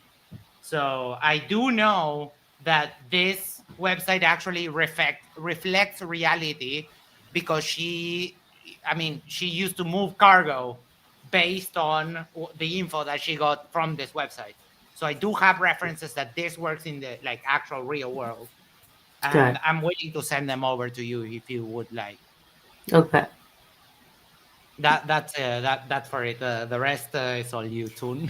So yeah, I mean, I wouldn't have screenshots from FlightAware. I was on the plane. Yeah. I didn't. Yeah, but you got a lot of fans, so like Max provided something, so that's better than nothing. I don't have sure, those. but Can you send them to me? But here's what I do have. If I can share my screen. Can you? Definitely, you can. Yes. So you didn't have your own GPS. Did anybody have their own GPS? Everybody just got the GPSs from. Yeah, we had the unit, so that Will gave them to us when we were in Punta Arenas, and so as we were walking around in different parts of Punta Arenas, that was reflecting where we were. I hooked it on my backpack. Right, I just put it on my backpack right here. Right. Okay. And then, but when we were on the plane, GPS didn't work on that 757 inside the plane. So it was when it's on the plane, the thing tracks. So that's why it wasn't. That's why it was just a straight line and wasn't like a zigzag line, like what in other tracking. Yeah. Like what Electric was saying, how it's how normally if you track a flight, it's like kind of zigzaggy or something. Yeah. All right. Let me share. All right, hold on. Did it say 060 on the GPS, or did it say anything? Did you just sign any paperwork? Anything it was just, when you got it? It was just a unit. We there was no screen on it. Just a receiver thing. Tori Hansen for 100 sex says, thank you for hosting this. That is a lot of sex, but thank you, Tori. I don't know if you know that sex is not the funniest currency anymore. It is actually the Vietnamese dong. I swear to cow. And the other day, someone sent me 100,000 Vietnamese dongs. Okay. All right. I'm sharing this. All right. So there's a flight out, picture out the window, a flight out the window. It's a picture out the window. You can see this is the beginning of the ice flow there. Mm-hmm. Then here is my electronic boarding pass that they gave us when we went the day before, or I think it was the day before we went to the ALE office to bring our luggage. We had to check in our luggage the day before, and they gave us our boarding passes on our phones. But I can do better than that. They gave us paper boarding passes too. Oh boy. So there's the paper boarding pass. Now this says flight number ALETFFIP. Wait, I don't see it. Is it supposed to be up on screen or something? Oh, hold on. Right there. There you go. That looks different than what's his name's boarding pass. The guy from Jonathan or whatever. Just saying. What boarding pass did he show? His looked like it was rounded at the edges, like it looked more like a real boarding pass. That Oh, like the cards, kind of like card stock. It was like shiny. It looks like ones that I used to get when I would fly places. It just was kind of rounded at the edge, and I don't know. I'd have to show a picture of it. They gave us a lot of papers, and do you have the stamp in there, the passport stamp picture? There's no passport control when you land. So there's no real Antarctica stamp. Yeah, but I mean, they got one at like the gift shop or something. Did you get one at the gift shop too? In the library, you can go all by yourself. There's no person there, and they just have in the corner a little thing. I did not do it, but I think Jaron and Will did. I just I think Whitsitt and Jonathan are the only two that I've seen so far that have it. But I don't know. I haven't watched everybody's stuff. So yeah, it's only open certain hours. And so I'm like, oh, I should go over there, but it's like 2 a.m. But I didn't even have my passport with me. It was in my bag, in my tent, for most of the time. So I'm like, oh, I could go over there now, but now I'm here without my passport. So is the reason why you guys had to move to the second camp because because you guys couldn't see the sun behind the mountain, or was it? So we could see the sun behind the mountain, but they were unsure. And so they're like, well, we have this set up for the marathon, so we can push you over there. And when they first told us, I'm like, Will, this sounds terrible. They're like, I'm envisioning it's a shack. They're like, it's got a bathroom. And I'm like, it's going to be like some wooden shed. And it's going to have like a bucket in there for us to go to the bathroom. and they're like, oh, yeah, it'll be a generator. I'm like, so it's going to be like a little generator sitting outside, like running. We're going to be outside for 24 hours a day, like just freezing our butts off. I'm like, this is going to suck. But it was pretty nice, actually, that it was a good size area. They brought sleeping bags, our sleeping bags over for us. And then the bathrooms were a separate building behind. So if you watch my sundial video, you can see when they hook up the bathroom and they pull it away. And they also fold up the little shack thing. It was not a shack. It's metal. It's like the size of it's a building. It's like shipping container. Yeah. Yeah. Okay. Let me see. So here, I'll show you a few things that I kind of prepped. Here is Dave and Mark. And so there's no wind and it's mid-20s. And this was after. So we got on the plane. They're like, all right, put on all your cold winter gear. So we put on our snow pants. We put on all of our layers. We got our big boots on. We got our thick coats on that go, past your waist, well past your waist. And all of it. We're outside, like you go down the steps. Right kind of behind the jet, the actual engine. So it's really windy. Plus it is windy at the airport. It's not an airport. It's just where is it windy in Punta Arenas too?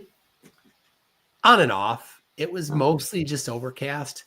But you're on the water, so you've got a constant wind. Anyway, but then we get into the people mover. I think it was the Tucker. I'm not sure which one brought us there.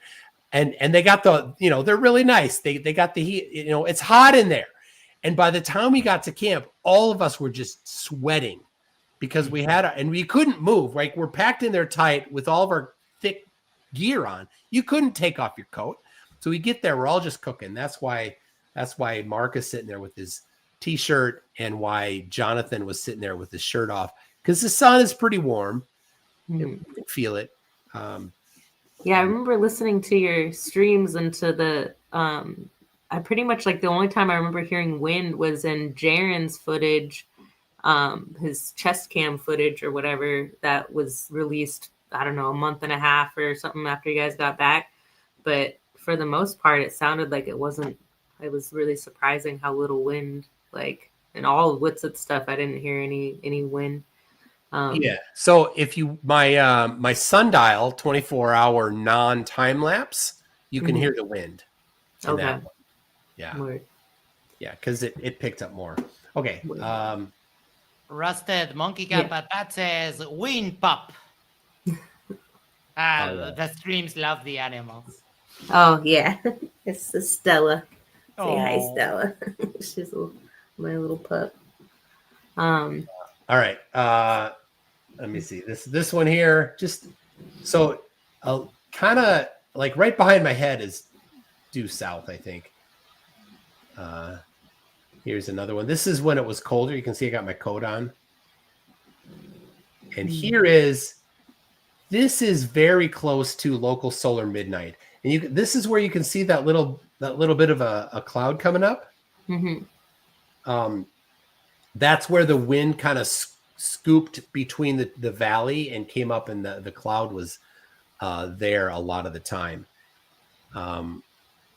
So this is, I think, after we came back from our 24 hours at the second camp. That's the second night we were there, and right around local solar midnight. There you go. Dave Weiss is a scammer. That looks super photoshopped. I'm not gonna lie. But we can keep moving along. There's actually a picture of Jaren in that same look, not maybe that same exact spot, but I think it's this next part here. And all right, so there was another question you asked in there that I wanted to answer in that segment that you had. I stopped my share. Okay. What was it? What was? No, I forgot. I should have written it down. I know. I'm sorry. I tried to space it out enough with some spaces so you could respond without having like 50 things to respond to. But yeah, why didn't we? Yeah. Oh, it's about the flight. So I published a time lapse of the flight out the window, so you can watch that.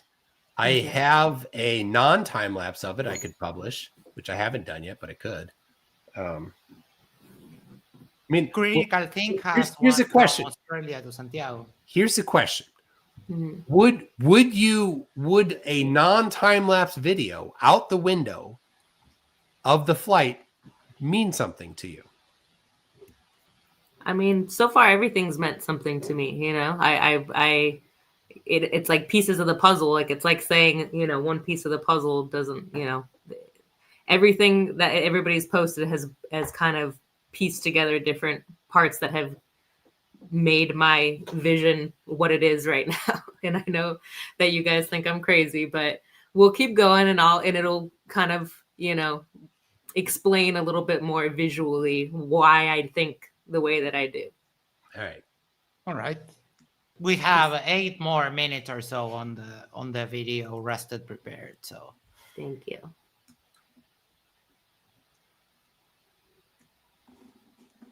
All right, so this is a picture from that I saw Witsit had posted of Jaren, one that I missed. So I put that in the AI and just recently, and it came up as fake, along with many others. So we're just going to go through a few of them really quick. I don't want to spend too much time on it, but I just find it interesting. Can I ask you, because I've seen a couple of these pictures, what is it that you're doing when I saw some that were in like blue and this one, like what is that? There's like 3 different options in the, I think it's like AI tech something, I forget the name of the site exactly, but you upload either the video and it takes screenshots from the video, or you can just upload screenshots yourself, like that picture. I just uploaded the picture to it. It runs the program, and then there's 3 options. Like you like hit the little toggle thing, and it shows this option with like yellowish color, and then like a blue where you can see in all the other pictures, like you'll see in a minute, it'll, you know, the sun shows up as like a dark black like circle.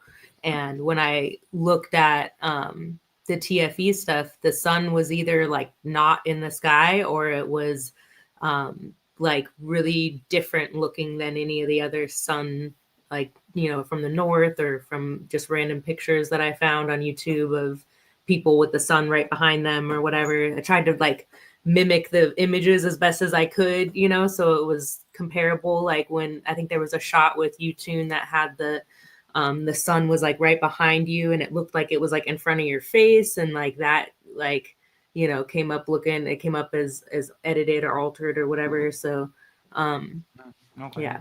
So it's just like a program that's like AI detection, or not necessarily AI, but just, you know, sometimes it says could be AI or could be manually manipulated. So it would say sometimes one or the other, or it would say, you know, it doesn't know, but it's something seems off or whatever. And it has like a percentage too. Like sometimes it was like 55%, sometimes it was like 85%.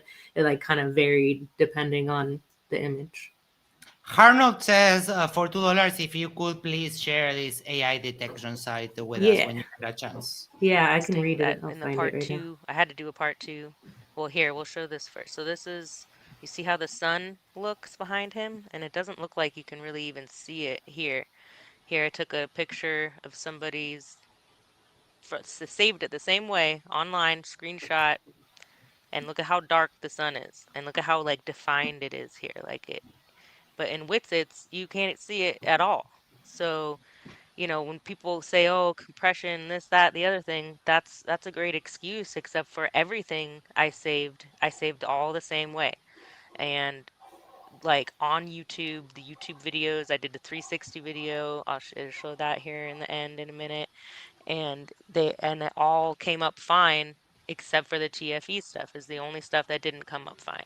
You don't see a sun here. You see all this weirdness going on. Like that is not normal with other videos and other pictures that I saved off of YouTube. So it can't just be a YouTube problem. And like I said, if it is a YouTube problem, then why, with all the money that you guys have, and you're always throwing around bets and betting people left and right, and I'll give you $10,000 if you do this, or $100,000, or whatever, all the you know, gambling addict shit you guys are all doing on both sides. I mean, it's not just the Globers, it's like the flatties do the same shit, and like what's it? It's retarded.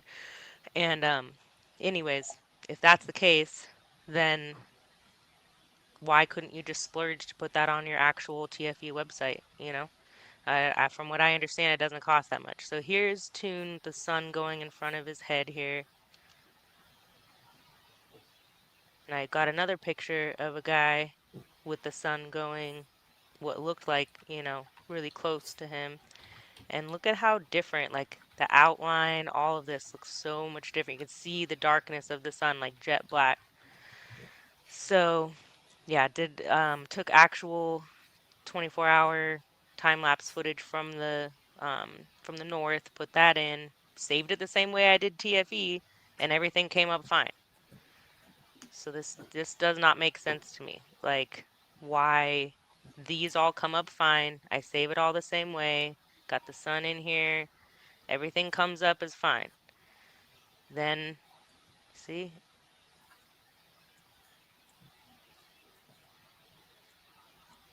%. Like if TFE was come up as 1%, I would still consider that in the green, like this one. Like, okay, yeah, you got like whatever.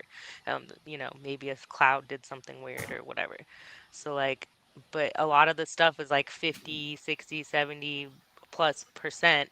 That's something's wrong with it.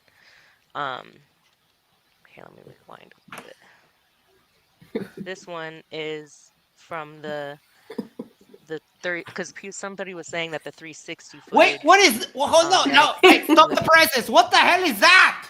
That's a ferret. That's a right? ferret. That's a big What is ferret. that? That's a strange cat.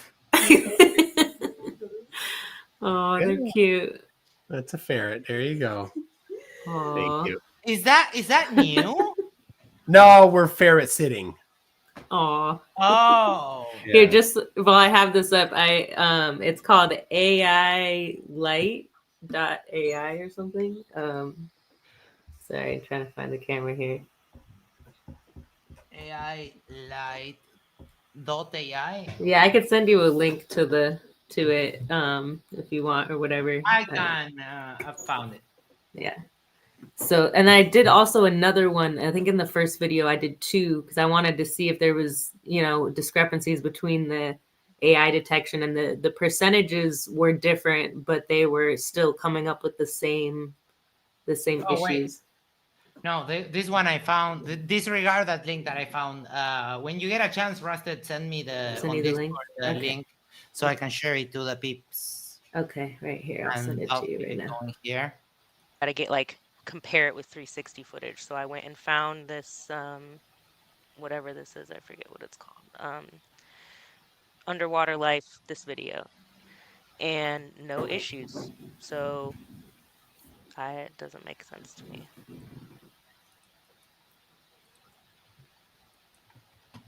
There you go. You So have the here correct link. we have hair. Wait, do you Really want to little pause hair it? here. So you could Yeah. talk about the AI stuff, and then we'll get into the. Yes. Oh my gosh. All right. So for if you're going to do a side-by-side comparison, you want to make sure you get the same cameras, and you don't want it to go off of screenshots. You want to go off of the source video as closely as you can. So like I said, I'll send you the source videos, and you can. Well, but the whole point though was that I can't get the source videos from the other 360 footage that's on YouTube, or like if I just save everything the same and all just from YouTube, and it's a compression issue, then the other 360 videos should be coming up with issues just like TFE because I saved it all the same. They have there's a different chain of things that happen to each of them. If you're going to do a side-by-side comparison, you need to have the side-by-side comparison run through all of the same steps from source to when they're being tested. Otherwise, you don't know where the variation was introduced. You have no control over it. This is science. You want to do an experiment? You need to control your confounding variables, and you have a whole bunch of confounding variables that you didn't even control. Okay, so I need to message the person with the 360 footage from that water scene from the sun that they showed, and then get the actual footage from you guys, and download everything and go buy an Insta360 X4 and test it yourself outside on a sunny day. Do you work for the people that sell Insta360? No, I'm telling you how to do science. You need to control confounding variables, and you have an unknown number of confounding variables that you didn't even right. You don't do science. I get it. I'm not. Yeah, but I mean, worrying about it. But if you're going to be doing that kind of stuff, you've got to do it right. You've got to be meticulous about it. Well, I mean, I was to an extent. Like I took everything off of YouTube, and so it's not like I had their footage that was whatever, like directly from them, and I just took your guys' footage from TFE. I could see how that would be unfair. Like I took everything the same way from YouTube. What kind of camera did they use? It was 360. The one that the 360 one. Insta360. I don't know. Insta360 is the name of the company, or was it from a different company? Was it an older version of it? I'm not sure. I just looked press with H264 or 265. I don't know. I was told that YouTube compresses all this stuff and that's what happens to YouTube. So that's why I made a part 2 and was like, okay, well, if this happens with all the videos, then it should happen with all the videos on YouTube. But it doesn't. It only happens with TFE. So our process was original video recorded in H265, pulled into Insta360 Studio and to fit into 10 hours and less than whatever their maximum size is. I did the math to get it just below their maximum size. So that's the amount of compression we had. And then uploaded to YouTube. And then YouTube, based on how long it's been on YouTube, will re-render it to make it smaller as well. So all of those things you need to have the same. Okay. And so it doesn't matter if it's just like a 360, because it looked, it was like 4K, blah blah. But so it has to be the same camera as you guys and the same everything for if you're going to be doing a side by side comparison, that's the way to do it. But of course, I mean, just go to Antarctica. I just gotta sign an NDA from NASA before I can be allowed to do that shit. I didn't sign anything. I don't know, believe you, because the NDA told you weren't allowed to say if you signed anything. You could email ALE and say, hey, I'm interested in going and knowing what to do. What all do I need to fill out in order to go? And they'll send you all the forms. Not, I mean, you don't want to take it from me, right? You take it from them. They'll send you every form that I signed, every form that I filled out, and this is all you need. I didn't do anything to get permission. They handle all that. Of course. 060 handed all that, right? I don't know who 060 is. That's who is on the tracking, the GPS trackers. That's that had nothing to do with ALE.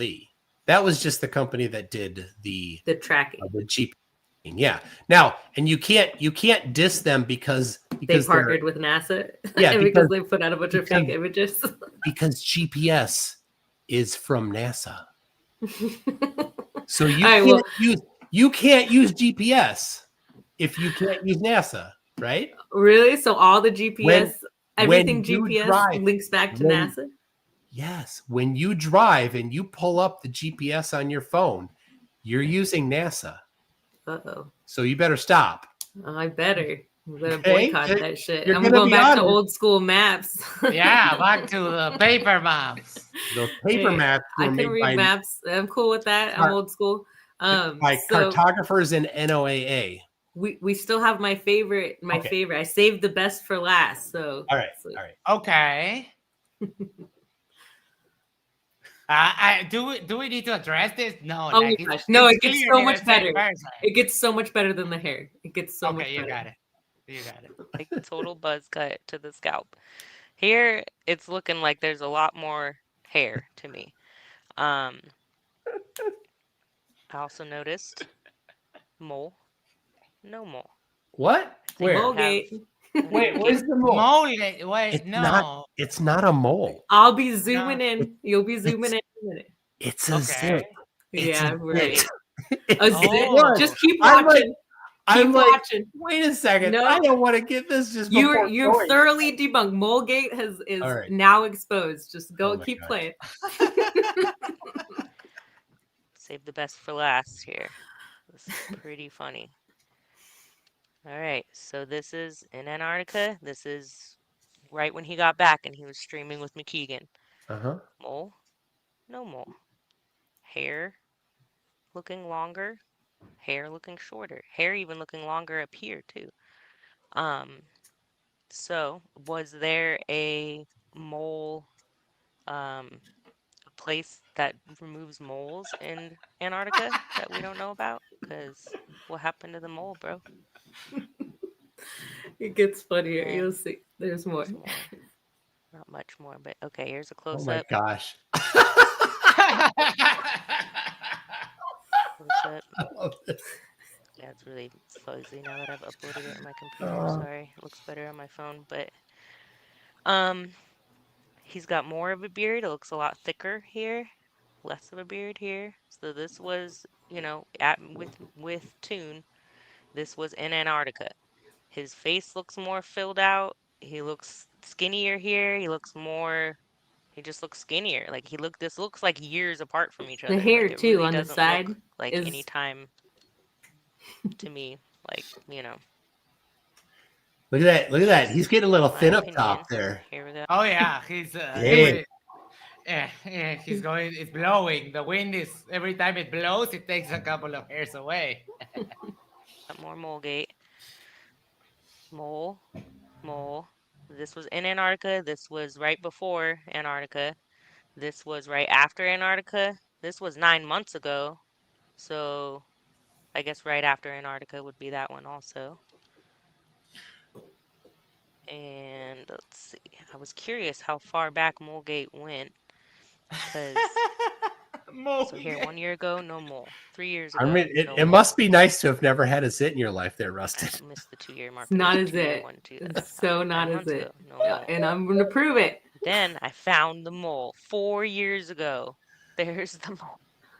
4 And years ago. TFE, did it happen 4 years ago? Is that why I asked if you? I don't have a the mole hair, so there. he's also grayer. Oh, wait, so that was in Punta Arenas. Sorry, I'll keep going back. So that was Punta Arenas.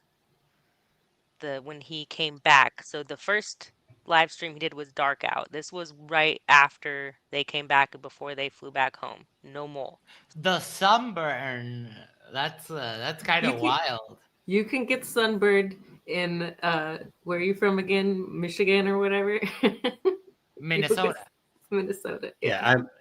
I'm outside the Minneapolis area. So that means he's in Antarctica. He's got the mole. He's in Punta Arenas. So it's not like he, I mean, if you get a mole removed too, like there's going to be a spot there for days. Like this is insane. Doesn't just heal right away. I don't understand how you're going to explain this one away. His hair is looking really darker than, I know that this is like kind of not the best lighting or whatever, but gray, a lot more gray, different hairs cut, a lot more gray compared to right before he left. Look at how much more gray that is. So here's another one that's from outside. There's the mole from outside. It's not a zit, that's a mole. Because unless you have the same zit in the same spot that looks just like a mole 4 years ago. Before he left. And you can go and look back at his videos nighttime from 4 years ago and see it. There's like no grays compared to after. Like, where's the like, no I gray? don't know, Hold on. did you dye Which your one's hair the gray? no Is gray? that what happened? What? Which one's the no gray? I'm colorblind. I don't know. Up the top left is maybe a tiny bit of gray, but not nearly as much. And So when that was in Punta Arenas at nighttime, right before you went out to Antarctica. And there's also the mole in that picture. So either in Antarctica or in Punta Arenas when you came back before you did a live stream, you got a mole removed. How does it feel to have the mole take down? It's TFE? a zit. I don't know what you're talking about. No, it's not a zit because I found the mole from 4 years ago. You just admit you got the mole. Not just in did it. Did you? Are you suggesting that it was 4 years ago that we went to Antarctica? Well, that you faked Antarctica. Yeah, that you guys maybe recorded it. And then I don't know. And then I don't know 4 how years or ago, why. After that, it was removed. Well, it must have been removed because you haven't had it. Go to 5 years ago, and 6 years ago, and 7 years ago. Okay, well, 4 years ago you had a mole in the same spot that you did in TFE. No. So Tori Hansel says it is common to have zits in the same spot because of skin pore locations, and I can attest. I've had that happen to me. You are Victoria says it was a ferret, not a mole. Molegate is and look at that on the right, no glasses. On the left, glasses. Glassgate. We got it. But seriously though, I mean, it's a mole. You gotta ask your wife, when did you get the mole removed? Your vanity is what destroyed Flatter. Look at that is a mole. That is not a zit. I know if what I was gonna have anything removed, I'd have this removed right here. I don't even know what that is. I missed that. Whatever it is. It's a bump on the side of my. I don't see it in any of the pictures, but I do see this mole. And Molegate is not going anywhere. There's going to be a million mole memes now. The thing is, I've been just last week was 7 years since my first video. Of course, I wasn't on screen until I think January of 2019. So coming up on 7 years that I've been on screen. So you can look at it. You've got 7 years of videos. So you're gonna have to find. I went through 4 and I found it. I found it at 4 years. So that's why I was like, all right, maybe it was filmed 4 years ago. You were conclusion hunting there. But here's with my hair being fuzzy when we were in Antarctica. I use the cheapest, highest strength gel that they sell at Menards.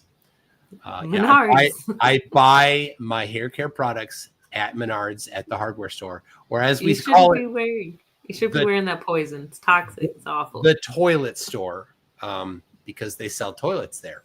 So hardware store. Oh, I know. Toilet store. I've lived in Green Bay. I know all about Menards. They wouldn't let me in because I wouldn't wear a mask during COVID.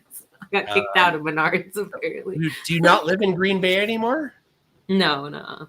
That was as soon as the COVID stuff happened, I was like, "Oh, you guys are all going to close down. I'm out of here." So I'm So we not went to going a Canada blue where they say side by each. state. No, that was for Wisconsin. That was a Wisconsin term for sure. I've never heard it. Really? I've never heard it in Wisconsin. I mean, I guess I haven't been in Green Bay ever. So I left one of my bags on the plane in the overhead compartment when we got to Antarctica. Oh. That bag had my hair gel in it. But the hair gel, you didn't. It was a buzz cut. You could see there was no gel. There was no gel. In Antarctica, my hair was all fuzzy because I didn't have any gel. Normally, there was no fuzz. This is gel. This is gel. Yeah, but on the sides. How do you explain Yeah, the extra hair? Your hair doesn't grow like a half an inch in 2 days. I put gel here too. No. It's not. That's not gonna make it look like that. It's good. Then the hair will look long and like slicked back. That's not. I've studied these videos. I It's a appreciate buzz cut. how you've poured yourself over every single frame of my face. I do. I don't know what to think about that actually. So, so the ones. So in the hotel room where Dave and I were there, that's on my laptop camera. And I don't know what some of those others were, my phone and my, I don't know how many were from my, what was it? Not the GoPro, the other one, whatever. The P1000. No. I had the why am I not remembering it? Anyway, I had the GoPro competitor camera. Oh, DJI. DJI, yes. I had the DJI camera going for a lot of it. So Well, anybody can go back and look through your streams and see the mole and then see no mole and then poof, mole again 4 years ago. So I don't, maybe you guys recorded it. That's why, because it looked like your hair was different. Like you were there 4 years ago, and then maybe you went back a few months ago too, because those live streams look different. You go look 4 years ago at my face. It was rounder 4 years ago. Mm-hmm. Okay. I have a question. Like, if they faked it, where would you fake something like that? Because Toon has a video where he's riding a snow bike, and they ride, and he had to actually time lapse it because it's a long ride.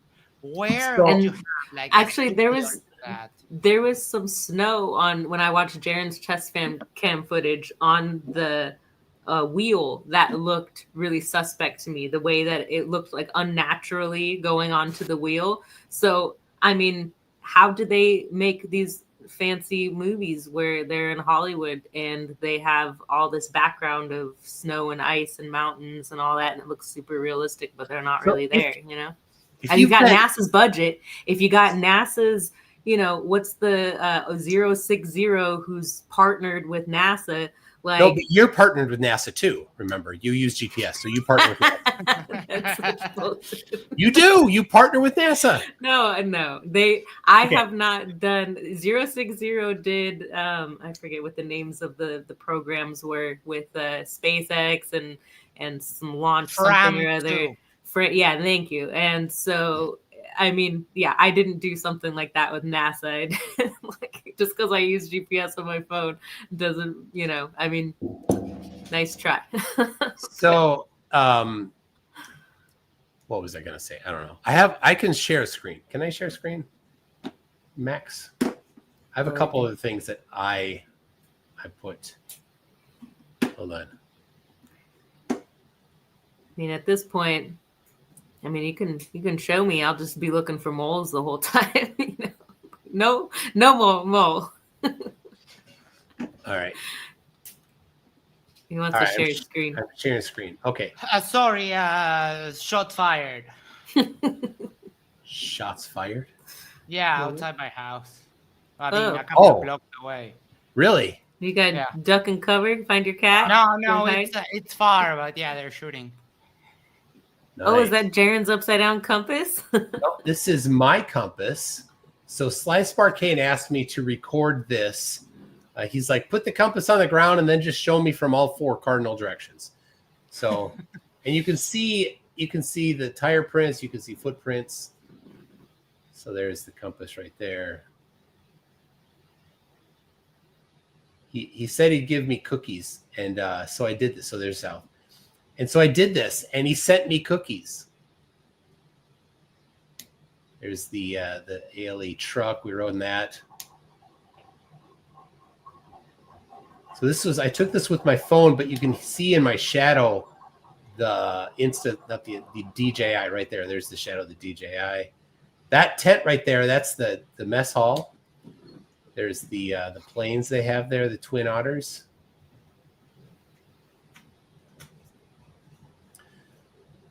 So this is going to be to the north. The declination is a little bit, I think it's about 20 degrees, a little more.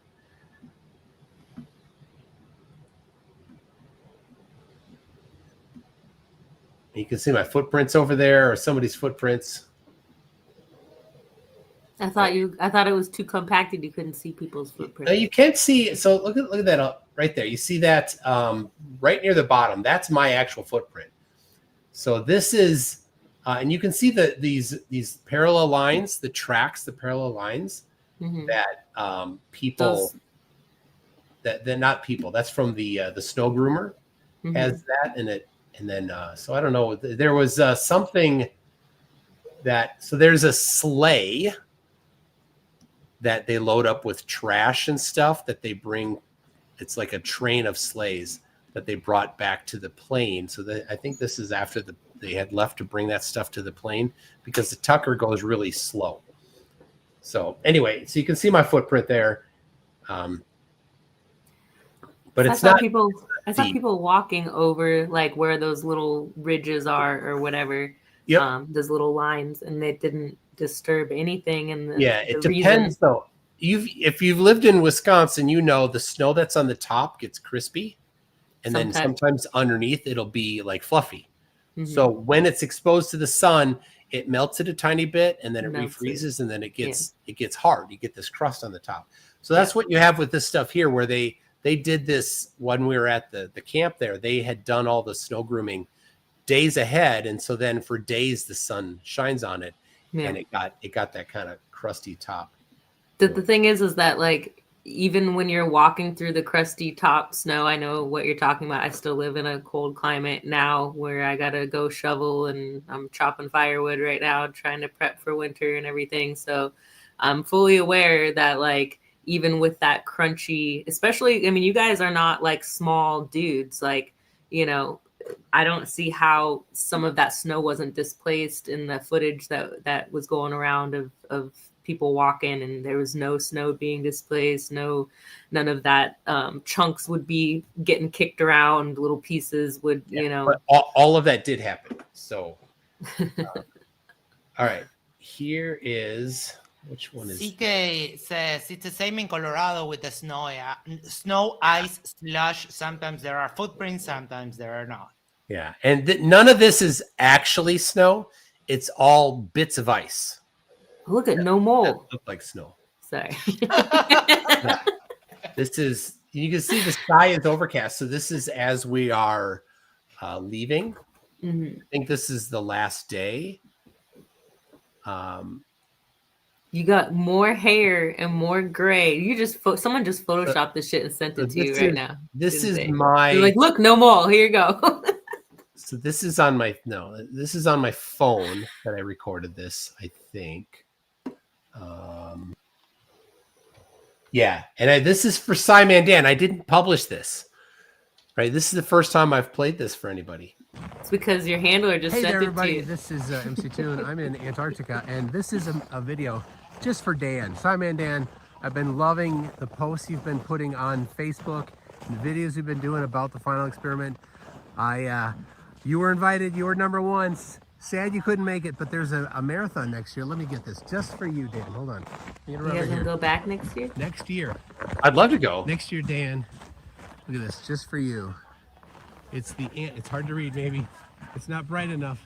Antarctic Ice Marathon 2024. But Dan, when it's 25, he'll be there. And then you get to see this. You get to see that ice fall. That's ice. It's not an ice fall. It's the ice fall way over there. That's 10 miles away. It looks close. You get a trip there. Stick around for the extra time. It's worth it. Everybody else, come down and see it. It's fun. It's great. It's cold. You get the right gear, and it's totally fine. Here. It's a hotel, and there's rooms. There's the rooms. You stay in one of those, and they are warm. They're actually very warm. So anyway, Dan, Is that everybody electricity else, out there, or is it like hope a to little see you. Thanks for supporting me. gas-powered heater? So there's solar panels on the buildings. Oh. So most of it is that, but they do have. Let me see if I can.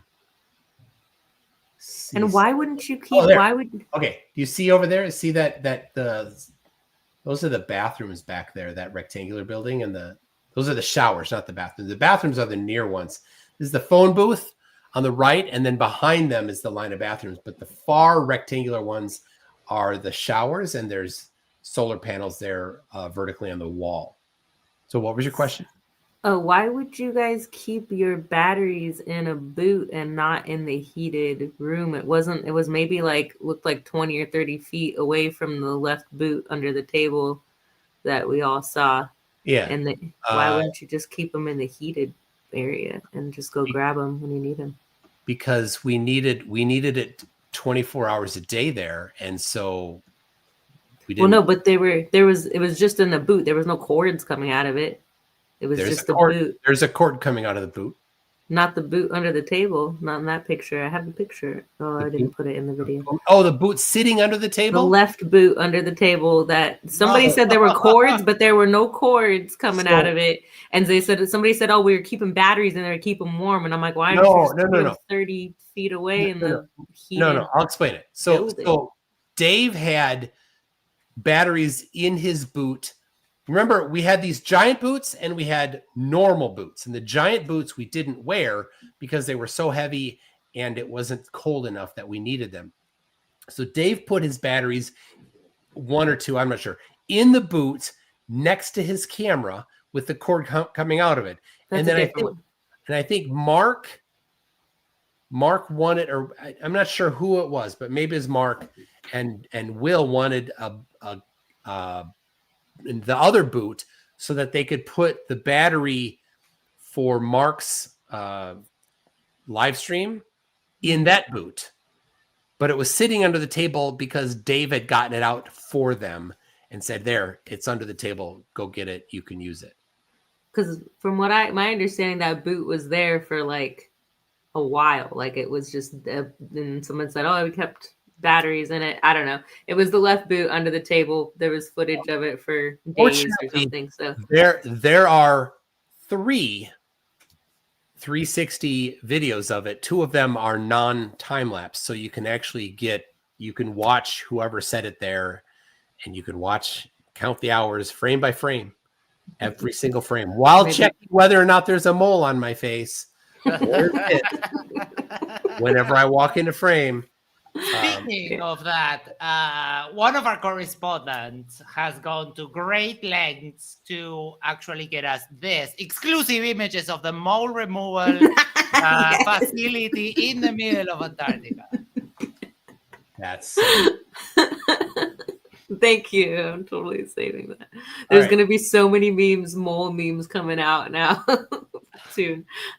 All right. So here is the this is the video that is rather long. I'm not going to play the whole thing. I'll just scrub through. But this video was uploaded to archive.org in December or January. And so you can go look at this one yourself, I think. I think this one's there.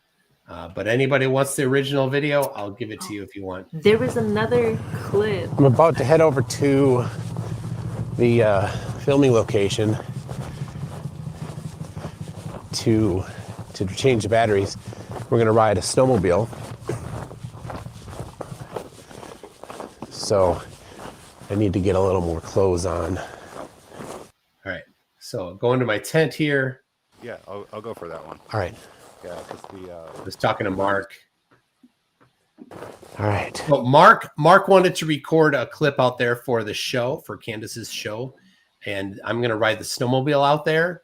And it's not room for Mark and myself on the snowmobile along with the guy driving it. So we're like, well, we'll go later. Anyway, that was the conversation. There's our tent. Can you hear how the camera movement matches the noise on the steps of the on the ice? Yeah. Doesn't make it real. You could record that right in my backyard when it's snowing. Have a zipper going, and there's a picture I'm looking for that I'm gonna send you. I forgot to put in the video of Jaren's chest cam footage, and it was of these yellow tents, and there was a shadow going like one way, and then his shadow was making a 90-degree angle, like his shadow and the shadow from the yellow tent. I'm gonna send it to you. Toon, the video froze. Yeah, I fixed it. Oh, okay, got it. I have the microphone on me, and I'm in the tent, and it's wirelessly transmitting to the. Yeah, that's why you hear me rustling around. It's not good. It's not good TV. Anyway. All that NASA money. All right, so this is the important part. Here is we're about to ride the snowmobile out to the other bag in there. Probably more comfortable if it's not thin than that. Sure. Unless you want to keep that on. I did want to keep this on. Make it work. The bag will kind of right up high there. You can probably but we're not going far. flip it over. Oh, That's a nice helmet. Sure you're familiar with helmets that pull that size. I couldn't figure out how to get it on and off. You had to. It was stuck on. And of course, I got my oversized head. Hats don't fit, and I'm like, oh crap! It's gonna crush my ears. Probably best take the glasses off. Yeah. The helmet on. Yeah. Slide the glasses in afterwards.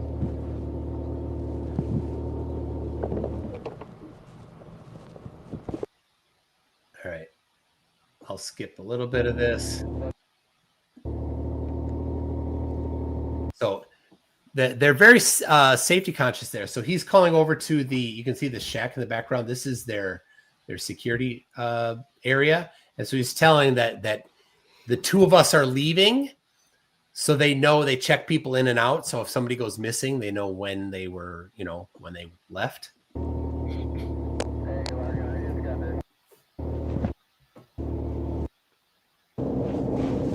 All right. So this is the important part. This is a long snowmobile ride. Play it at 2x a little bit here.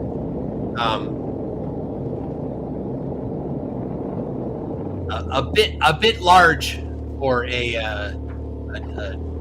dome in Las Vegas. I mean, I don't necessarily know if it was a dome you guys require. I mean, they shoot movies and like have it looks like you could see for miles in the movies too. So that's not really, Yeah, but the back here.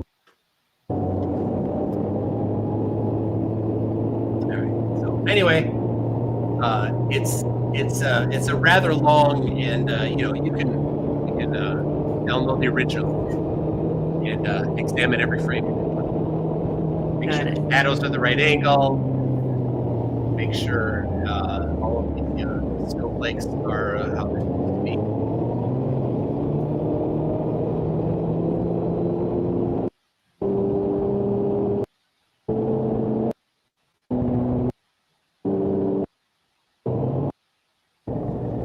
There you go. I struggle to get the helmet off. that mole is keeping that helmet. Yeah, it's nice stuck and- on.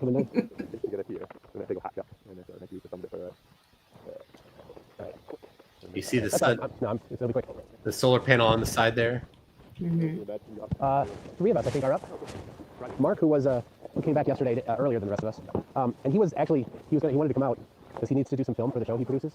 So when I come out next time, so unless that battery isn't doing well, it will be when this timer is done. Let's see here, 14 hours in a little bit. So it's 10 o'clock now. That's midnight. Yeah, if that's doable. Okay.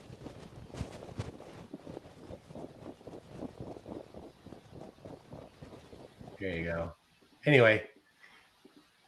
I just sent you a picture, Max, of the shadows that I was talking about. I forgot to put it in. There's a lot of stuff. I didn't want to make this like a 5-hour long thing, so I left out some stuff. But just because you were talking about those yellow tent things, this was something from his chest camp footage that I thought was interesting.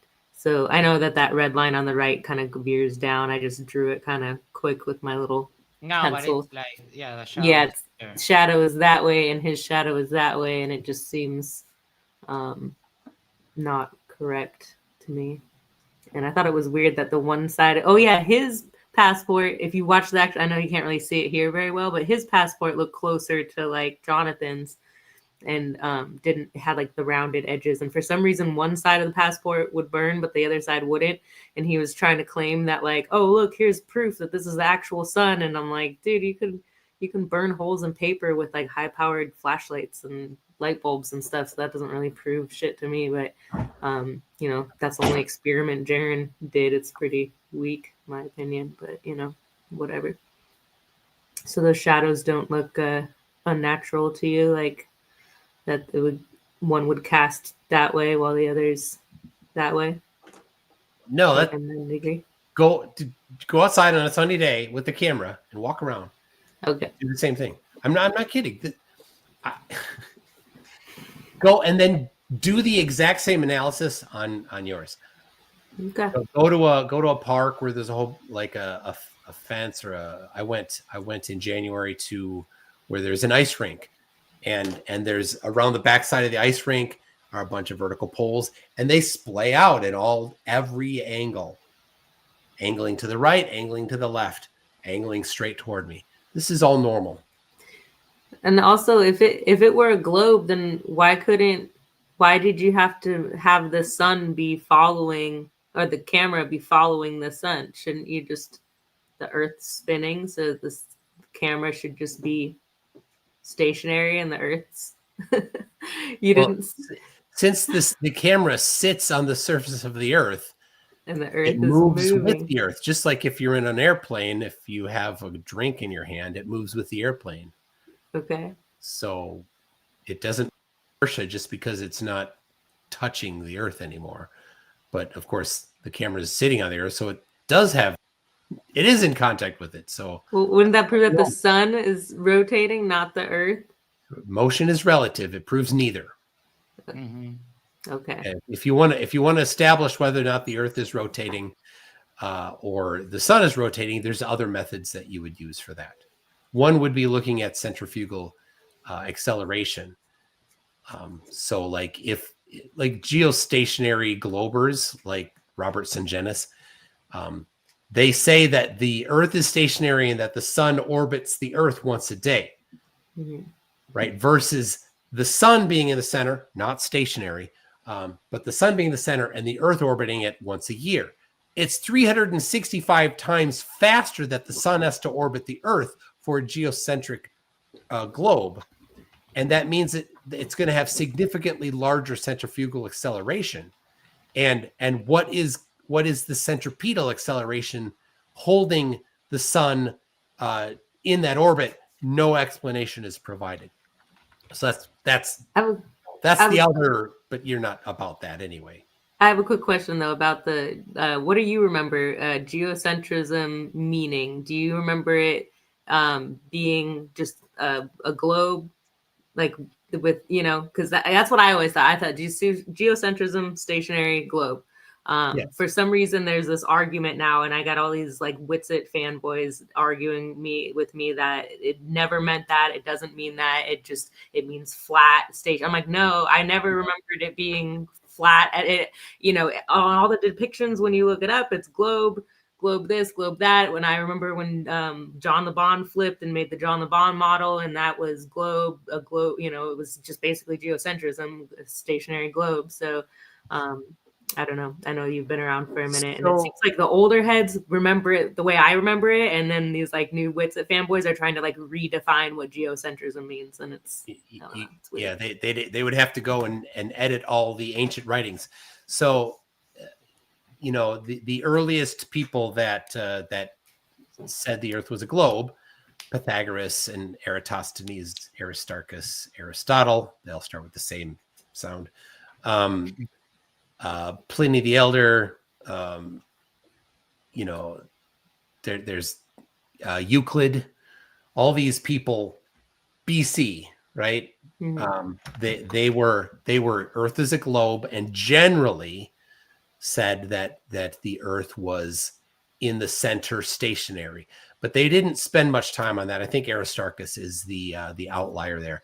But then basically for the next 2,000 years until about the mid 1400s, 1500s, right in there is that was geocentric globe up through there. And the Catholic Church, that was their position.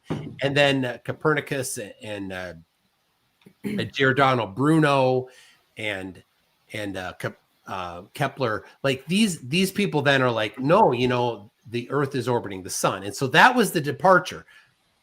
But it was geocentric globe. So it's been 500 years, more than 500 years of geocentric Earth, or not geocentric, globe orbiting the sun. Mm-hmm. And prior to that, geocentric only meant the Earth is a globe, the sun is very far away, and it orbits the Earth. That was they say Earth centered, and I'm like, yeah, but if Earth was at the center, then that means all of the things would be going around it, which still wouldn't make sense on a flat if you're going to claim center of something. You know what I mean? Like, that's kind of where I'm like, I can't even argue with these people because they're like, it just means Earth centered. I'm like, yeah, but think about what that means. The word, if you're going to be pedantic about the word, yes, that's what it means. But prior to the last 10 years, the word geocentric came with it automatically. Earth is a globe. Yeah, that's what I thought too. Up until like the past year, pretty much. And now I got all these people are like, no, it's this. And then I just have one more question. A side note, not about TFE, but what are your thoughts on the upward accelerating Earth? So how does that work on a globe? I guess I could ask. Well, it doesn't work on a globe, but there are 5 flat Earth explanations for gravity in 5 categories, and upward acceleration is number 4. Density and buoyancy is number 5 in craziness, my opinion. I think. So you've got the less crazy than upward. No, maybe it's only 3. You've got the infinite plane where gravity exists. This is 2, I think, where gravity exists, and it's an infinite plane, and you can actually compute this, how thick or how massive the plane would have to be in order to have 9.8 meters per second squared downward acceleration. It's possible if you do, you treat it as do a little bit of well, it's not possible because nobody's measured a downward force like. That's what I was showing you. Yeah. So hold on, we have, but then the next the number one, and there's just like 1 or 2 that I've heard suggest this, that the Earth is on basically a giant roller coaster going in circles, and it's centrifugal. Yeah, that's what Dell pushes. That's bullshit. So, no, Dell doesn't. Unless Dell changed. Dell was upward rising. Upward change? Rising on a like probably a year ago he started pushing, well, I think we're on a track. So now him and William, all they talk about is being on a track, which would only happen in a centrifuge. So he's now centrifuge, but he refuses he refuses to admit that it's a centrifuge. Like he doesn't understand what centrifuge means or something. I'm like, but you're drawing, he even drew pictures of it. It's a freaking centrifuge, and you won't admit that he's on a circular. I'm like, I didn't know that. All right. Well, that's great. Anyway, that's why there's been a big debate between accelerating and constant. He claims constant, we claim accelerating. You're technically not an upward earther anymore if you think it's a centrifuge, right? Like that sides more with, Okay. So I spent a good deal of time on the Flat Earth Society forums, FES. The old one or the FE Core one? Both. No. There's no FE Core. There's the flatearthsociety.org and tfes.org. And so it started on the flatearthsociety.org. They had a little bit of a disagreement, and then Pete Savarier and the other guy. Yeah, anyway, two guys and some others split off and started their own tfes.org. And I spent more time on tfes.org, but they were generally upward accelerating. Yes. And so the problem with upward accelerating is that there is a variation in the downward acceleration that's measured all over the surface of the Earth, and it varies with latitude and elevation. And there's no explanation for upward rising Earth that matches that. So what about when there's an object falling in free fall and it reads 0 on an accelerometer? Where's the downward pushing force in that instance? Yeah, it's with that. What happens is there's multiple forces, multiple accelerations happening at the same time, and they cancel each other. This is normal. So how does this work in the globe world? There's multiple forces acting simultaneously, and they cancel each other. Okay. There's no problem with that. If you don't see a problem with it, I mean, I guess you also don't see a problem with NASA tracking your guys' tracking us what? Your GPS stuff. NASA didn't track us. Okay, well, NASA company, a NASA partnered company. You partner with NASA too. Do not partner with NASA. You do. You use GPS. Who put those satellites up there? NASA put them up there. Oh, the balloons were up there long before NASA. No, you can actually get the three-dimensional position of each of the satellites. It's part of the GPS standard. But no matter whoever you think put them up there, or whether you think they're balloons or satellites, it was NASA that did it, right? We don't know that. We do know that. Could have been the DoD. Could have been long before NASA that they were putting stuff up there. We don't know. We only know what they want us to know. So, no, you can actually confirm all this yourself. You can actually look it up.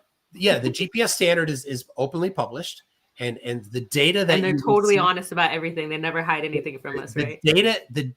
Correct. The data you receive from the satellites, you can make your own receiver.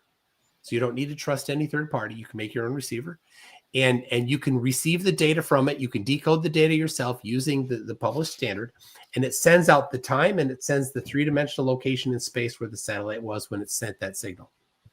And you can then point, right? You're pointing at a directional antenna then, if you want, at where that satellite is to verify that you're getting it from that specific location. All this stuff is done by yourself, no third party needed. You don't need to trust anybody to verify all of these things. Okay. All right. I have one question, and then we have probably bunches of super chats. I know I'm getting the hint, Rusted, that you still think that TFE was fake. No, she's not. She's Mulgate did it for me. Now, did you clear at least a few doubts that you had before coming into today? Did I clear out what? A fear? A few doubts. Oh, doubts. No. No. None. Nope, still 100%. That was a mole, not a zit. I still think that cloud. I don't care if Henry took it down. He probably took it down because I don't know, somebody. He retracted. He retracted. Yeah. Well, But Henry. I don't agree with his retraction. Henry works for. You know who he works for? No. FBI. How'd you know that?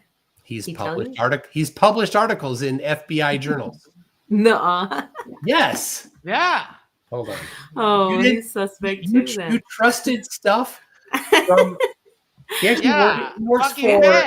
I thought that he put out a good article. He's a lawyer for the DEA.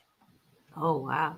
Well, a couple months ago, there was an article too that I thought was pretty good that showed Point Arenas of what's it called? A car was going in front of a light pole. That's because he has no clue how video works at all. Nothing. I mean, I can confirm. Yeah. Oh shoot! I'm freezing. Am I back? Yes, I'm back. Sorry, I froze for a moment. I can confirm. I called the hotel where they were staying. I heard you say that also, before. like that. Yeah, like that means I called anything. The hotel like, you think the person at the front had desk? a couple of questions. What'd you say? Who it is? Sorry, you're gonna. Toon had a couple of questions, and I was an intermediary because we didn't know if they spoke English. After all, it's South America, but they do because they work a lot with ALE. Mm-hmm. And I called the hotel, and then as they were walking through Chile, I was identifying landmarks and sending Toon messages like, you're standing at the 500-year anniversary of the circumnavigation of the globe, and so on. So when you called the hotel, did you like record that, or you just called it and like? No, I was just asking a question for Toon. I should have recorded it, but yeah. Just because I mean I don't know, like it wouldn't be hard to like pay a front desk lady $20 to say someone's there if you're like, you know, I don't know. I mean, like you have to think of it from like a conspiratord's mind, you know, like that doesn't necessarily prove anything. No, I understand, and it was my bad because I never. It wasn't the intention was not using my call as evidence of anything else. I was just doing Toon a favor and getting him some data from the hotel and nothing else. Yeah, no, I understand that, and I'm more directing this towards Toon and the people who, you know, and Duffy and the people who put this together. Like they had 6 months to prepare, and instead of using some cameras that maybe were different than the 360 and having different, you know, different shots, like why would you use 4 of the same camera, you know, so when you know that you're trying to prove it to flat earthers, but you guys are this whole trip wasn't to prove this is very important. We never cared one time to prove anything to flat earthers because we know flat earthers have a religious belief and they don't care about evidence. This was about preventing new flat earthers. Because one of the first things that people ask when they look at the Gleason map, like, whoa, in Antarctica, wouldn't the sun be, you know, you'd never see it 24 hours a day, it'd never be due south of you. And until we went, the answer was, oh, well, it's everything's blah, blah, blah. And now it's public knowledge that a group of people, including some flat earthers, went to Antarctica and saw the 24-hour sun. Some fake flat earthers. So but nobody that isn't of the flat earth religion would think that would say, oh, they're fake flat earth. Like that's just part of the flat earth religion now. That's doctrine in the flat earth religion. So anyway, let me show you my it just seems like I feel like if you guys had prepared a little bit better and differently and like actually had different cameras. We did have different cameras. Well, Jaren had a different camera. Yeah, Jaren had different camera. Where's his footage? And why is it missing 5 hours? That just leads right into the conspiracy even more. But it malfunctioned for 5 hours. That's like the amount of time that we were claiming is missing. We don't care. We don't care that you're like, oh, I need different cameras. Like that doesn't matter. I know, but anyway, it, so here is Edward Hendry. So here is his profile on Notre Dame, right? So he went to the University of Notre Dame. how do you know that this is his? Anybody can make a LinkedIn. Go look it up yourself. I did the research. I'll Do your own research. I mean, even if he is like, he still pointed out some stuff that I hadn't noticed that, I thought was his good LinkedIn. points. Senior attorney at DEA, Office of Chief Counsel. Right? Senior attorney, special attorney, right? Office of the prosecuting attorney from 83 to 90, Kalamazoo, Michigan, right? This is his public LinkedIn. You can see University of Detroit Mercy School of Law, University of Notre Dame. So that's where he went to school. This is the Law Enforcement Bulletin, which is published by the FBI. Here is what's this guy's Tex Mars has a whole page on the guy. It looks frozen. Yeah, it looks frozen for some reason. What is my share frozen? Oh, the one I'm sending to. All right, hold on a second. Okay. Yeah. It's okay. I believe you. I mean, no, hold on. I got him. Hold on. I did all this work. I mean, I don't trust either side at this point. I think they're both funded by Weiss. Okay. Here, I forgot to do this. So Weiss is broke as hell. He can't fund anything. All right. Here's the LinkedIn. Here's a LinkedIn. Oh, and the comment that you made earlier about how Weiss doesn't have anything to do with Hollywood. He was the one that was pushing Jaron, or somehow linked Jaron up with money for pushing Boss Baby back in 2016. I don't know if you remember that shit, but it was super cringy. All right, let me finish on this. Okay. I'm sorry. This is Edward Hendry's LinkedIn, Notre Dame, Detroit Mercy School of Law. I think is a Catholic school.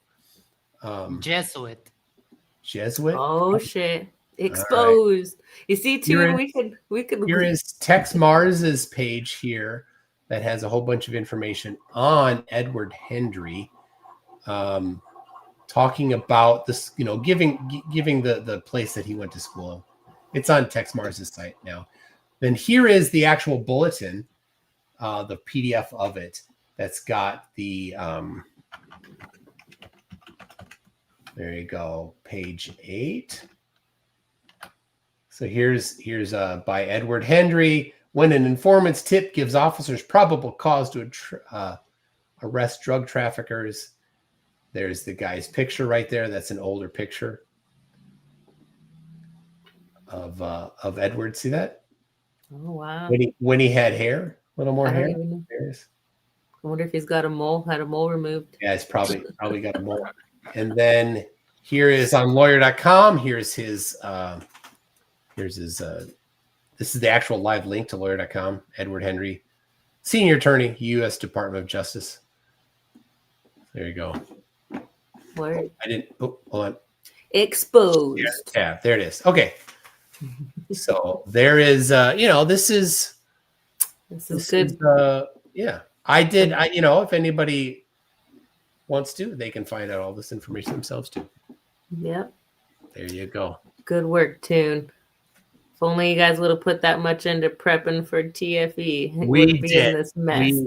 Everybody, all the flat earthers would have just, if you guys could have just happened to have a camera that didn't lose 5 hours of time, and all this shit didn't have So would it change your mind if we had a 24-hour camera that was maybe a regular? If there was no football suns and I didn't put it, and if I put it through the AI detection and the sun just magically disappeared and all of the shit, then, I definitely wouldn't be on this rampage towards TFE for all these months if it was, that's why it's so confusing, because you guys had at least 6 months. I mean, it was 6 months before that you guys knew you're starting to promote for it and prepare for it. Like, it's not like y'all didn't have the time to think about what the conspirators would and wouldn't accept, So that's why we did things like the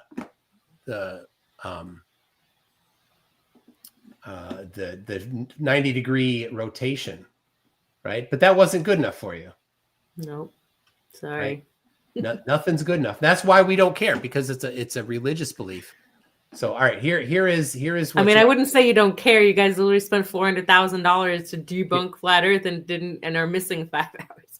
So shots of the sun is well, like Will had no input into Jaren's thing. So all right, here is this is a one photo every minute of the sun for over 24 hours. No football, but you can see the sunspots there are moving as time goes by. There you go. And so no football. This is filter, and so you can see the sunspots. But and so you guys didn't trust Jaren. We compared these to photographs taken by other people in different parts of the Earth, and the sunspots are the same not the same orientation, the same arrangement, but they're in a different orientation. They're rotated as the globe predicts. So there you go. That's it. Proof. You got me. It is. Yeah, real from this. I'm glad. Welcome back. We're glad to have you. Oh man. Well, I gotta get up early. It's getting late. Wait, let me check if we have a couple of questions for you. Okay.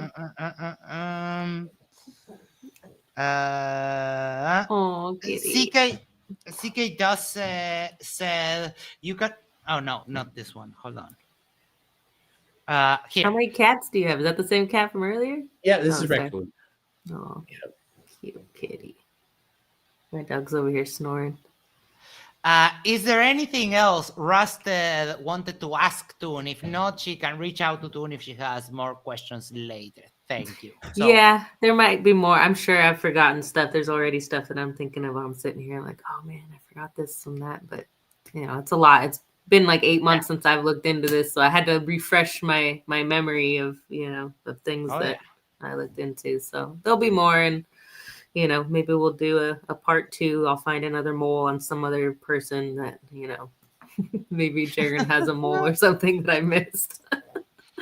So yeah. David's asked for €2. Can you at least take back calling MC Toon the R word? The R word? Did I call him retarded or something? Was that the R word? Talking about, but maybe. Okay, well, I'm sorry if I called you a retard. My bad. I call myself retarded, and I'm a conspiratard, so whatever. I'm proud of it.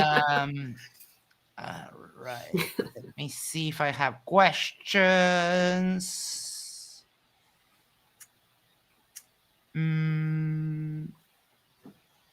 No, I don't have questions. All the rest are just super chats for us. So, do you have any super chats with questions, Toon? Maybe we can let her go, and we can read the rest on our own.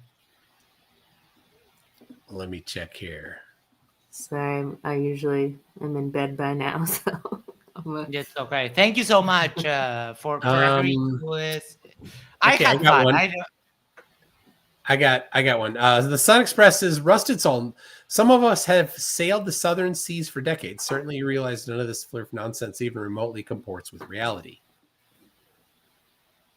Well, I haven't sailed shit, so okay.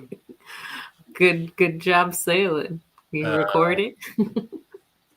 Make some videos. Let's see it. Videos or it didn't happen. Well, no. Even with video, it didn't happen, right? Edited video. You do not accept video. Not 360 video. Not 4 360 videos with nothing else. It's not enough. Yeah, there's never enough cameras. Never enough video. No, different cameras. There's just it's 4 of the same things. Like I know you guys said Jaren brought it, but you guys weren't same team with Jaren beforehand. So why wouldn't you guys bring a different camera? Like you guys didn't think because you don't need different. You only need one camera. One of the same camera that has known to have issues. The claim was there's no 24-hour sun. We're like, all right, well, let's go and let's get a camera that can record the 24-hour sun. Get a camera that has a bunch of issues. Let's get 2 that can do that. Let's do better. Let's get 3 that can do it. It doesn't matter. Let's get 4 of the same thing. It's never good enough for a religious person to show evidence that contradicts. I'm not religious. I'm not even a Christian. Flat Earth is your religion. No, it's not. I'm an upward earther. All the flat earthers hate me. I don't know if you got the memo, but even the upward earthers hate me because I'm not a fucking centrifuge earther now. So it's not about religion. It's about being honest and realistic. And Centrifuge the earthers thing. are the best of them as far as gravity is concerned. Okay. Well, all I know. It's the least crazy position All of I know gravity is that you guys can claim you don't care. But if you didn't care, then Duffy wouldn't have spent $400,000, but not splurge on putting it on the website, not splurge on getting a different camera. Oh no, not research the camera and see all the anomalies, and all of the shit, all of the stuff that issues that camera has. And if you had at least one other camera, then like it would look better for you guys at least. But it doesn't. Like it's like you did it half-ass, like just like NASA does, like half-ass is all their shit. You know what I mean? Like it's I don't know what you mean. They go above and beyond. They go above and beyond. Here, Astro Kate says Apple supplies computers to NASA and Toon is using a Mac. Is it just coincidence that MC Toon is using a computer from NASA company? Exposed. That's it. Regarding that, Big Fish says that if you don't trust 060 because of their partnership with NASA, why do you trust YouTube? They also have a partnership. Oh my goodness, they do. Exposed. Oh my gosh. Wait, YouTube has a partnership with NASA? I didn't know that. NASA has an actual channel on YouTube. Yeah. Well, NASA has a channel on YouTube. Yeah, but anybody can put a channel on YouTube. I mean, that doesn't mean that they're partnered. Andreas Eld asks me, as sort of a little nod your way, if I have ever seen Polaris, and no, I have not. Oh. Because I live in the South. Oh, yeah. Jay Donachie says, why didn't Rusted Sol say anything about Tom Cruise replacing me when you showed the Simon Dan video? And where did you get the money to hire a high-paid actor? Huh? Dun, dun, dun, dun, dun, dun, dun, dun. Megan asks, why didn't you suggest all of these when Toon was going around the Flat Earth Discords asking what they would accept? I'm pretty sure I did. I talked to Witsit definitely before TFE. But I also wasn't all that super active in the community at that point. It picked up a little bit more so for me being more active after TFE. But I did talk to Witsit about it. He said he was going to do all this. At that point, I didn't like Witsit, but I didn't have this like full on, battle with him. So like, he said that everybody was bringing all this gear and all this stuff. So at that point, I was like, all right, well, they said they're bringing 4 cameras and Jaren's bringing and he's bringing his camera. So according to everybody else, like this, I was just waiting for the footage to drop, I've got all these terabytes of shit. And then he drops Duffy's stuff. And, and that's when everything just screamed bullshit to me is, after the aftermath of it. But, how was I supposed to know that people were going to that the Globers would bring 4 of the same camera, Like, I didn't realize that was going to be an issue at the time. And Jaren, I thought he was going to bring the one non-fisheye lens, the one legit camera. And, how was I supposed to know that 4 or 5 hours was going to be missing? And then he was never even going to release the footage that he did have. So, I mean, you don't know until you see it all unravel. And then that's when I started freaking out. I want to make it clear. You keep saying 400,000, but that's definitely not right. So okay, that's somebody else said that, and I just repeated it. So Will paid for Jaren, Austin, John, Jonathan, and Dave, and then his part, his $32,000 part was free because there were a total of 8 of us. So he paid for those 4 about $40,000 each. So you all paid for your own tickets? I paid for my own ticket. Critical Think paid for his own ticket. Well, you guys crowdfunded for it, right? Like you didn't pay for that out of your pocket. Will didn't pay for that. But altogether, how much did you all spend collectively on this? So there were 9 of us that went. 8 of us paid ALE $32,000 each. I thought I saw the number 13 somewhere. There wasn't 13 people total that went. Nope. Okay, my bad. All right, so 9 people. 4 flatties, 5 of us plus Will. That's 9. Okay. Yeah. All right. So collectively, though, how much would you say? I don't know. I'm bad at math. Let me get my calculator out here. Let's I see. believe you. There's a lot of things I'm bad at. I don't. At least I could be on. At least I won't sit here and be like wits it and be like, I have a high IQ, and then when you try and give me a math problem, like you can't. So if you take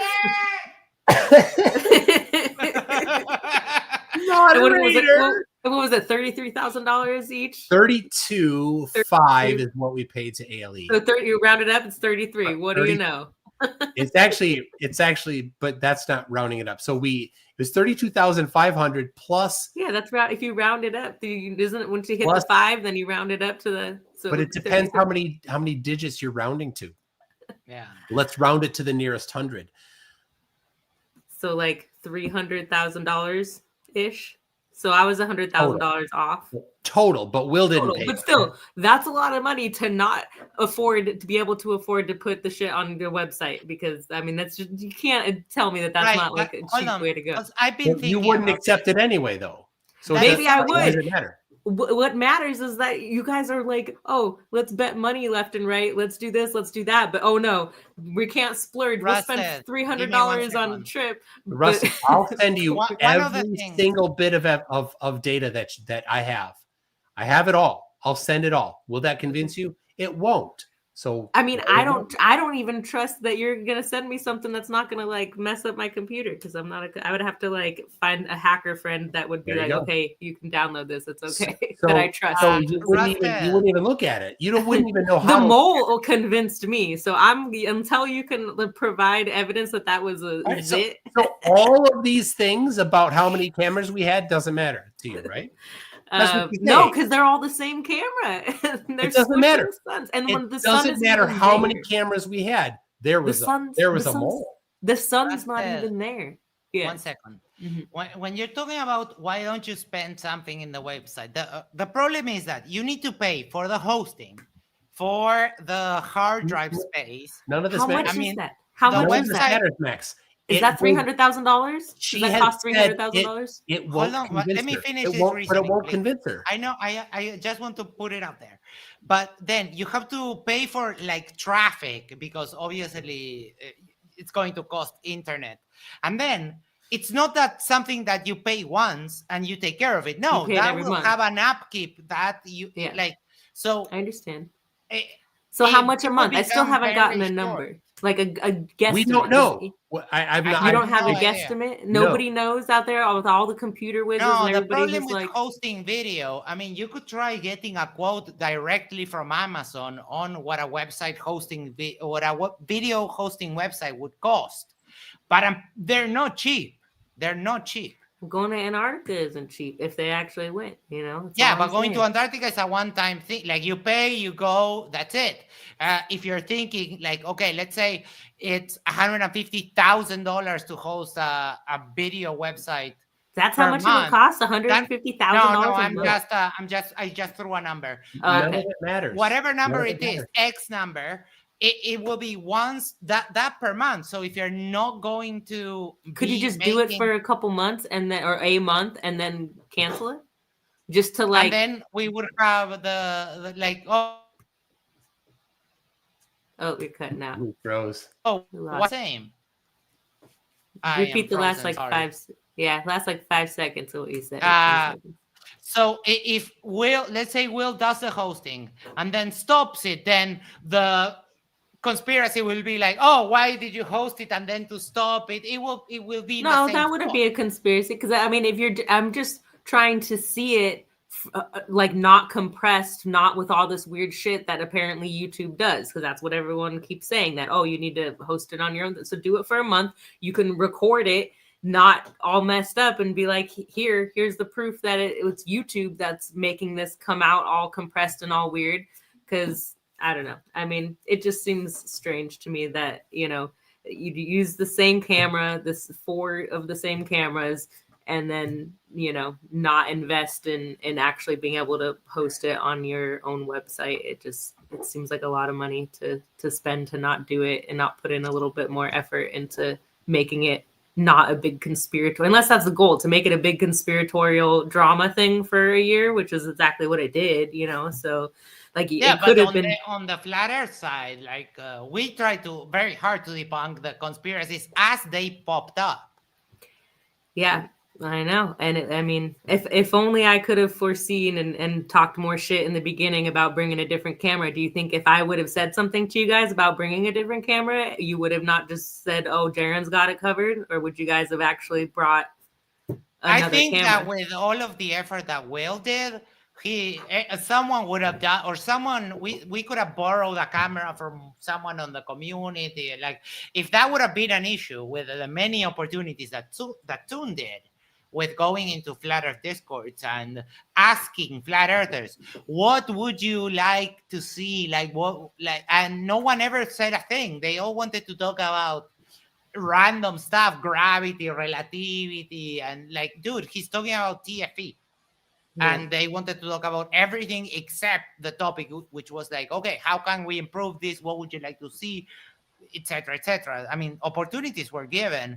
And I don't know if you remember, but there was a conspiracy about how Jaren was an Apollo supporter, like a sun worshiper, because he was eating a cup of ramen noodles in Spanish that said sabor a pollo, which means chicken flavor.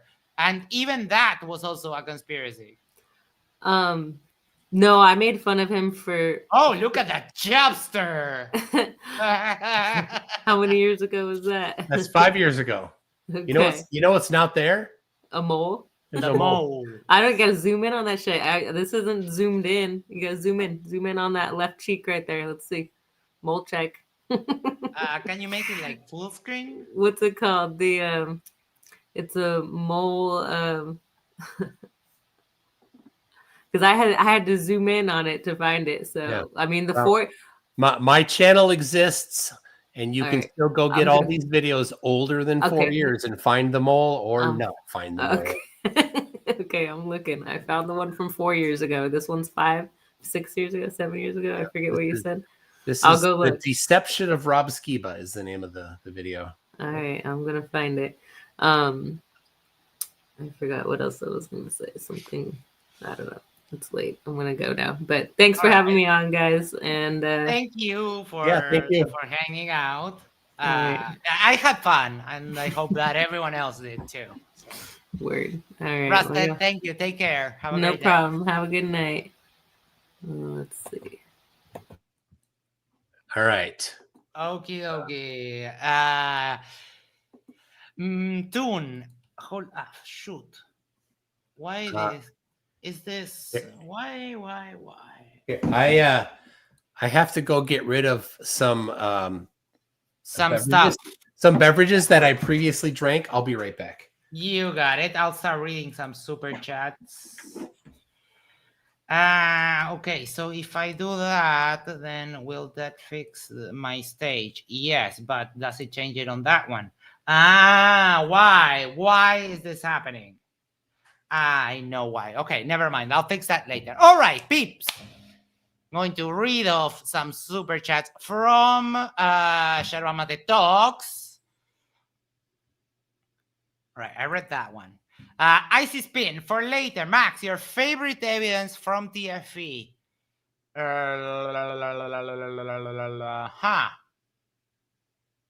I think when Jaren, Wetted, and Lisbeth were standing in the waterfront in Chile, and they saw like the sun was right there and about to start. I think that's my favorite because we could have stopped the whole thing at that point and it would have had the same result. So I think that. Icy Spin, San Diego, which of course in Spanish is a Wales? I'm sorry, are you having a stroke? Do you smell toast? Send them fluids to the Foundry 07. Good to see you, brother, bro. Thank you so much for that. Now I'm really worried you're smelling toast. Jack Fetter, Miss Doubtfire is nuts. Wanted to pay with dongs. Ah, that's only if you are in Vietnam.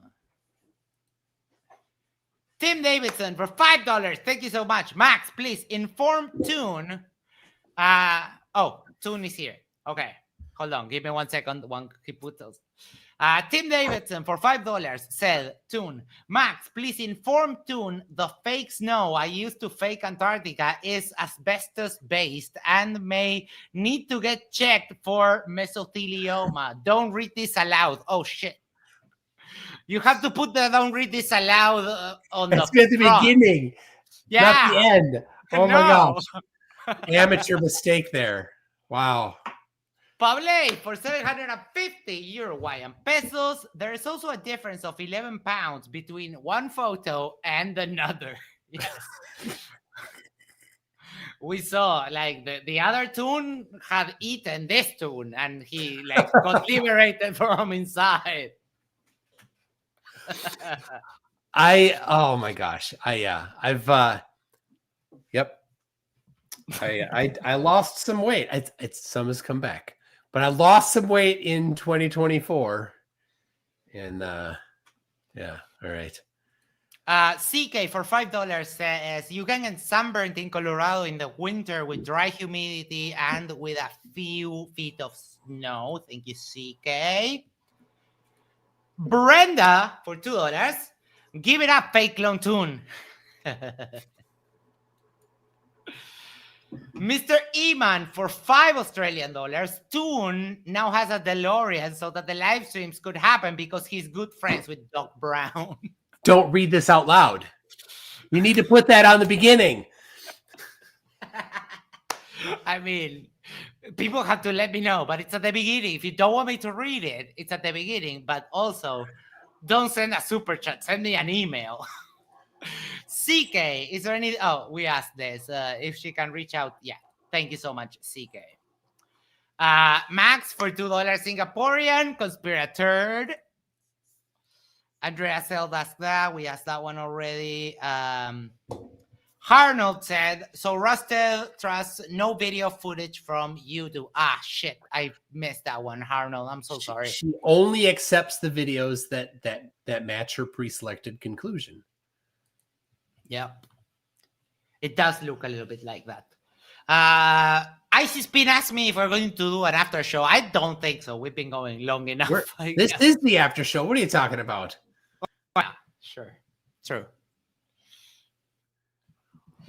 All right. Would you like to read some of your super chats? Yes. Hold on. Bruce Wayne says, Max, Icy Spin was referencing a scene from Anchorman.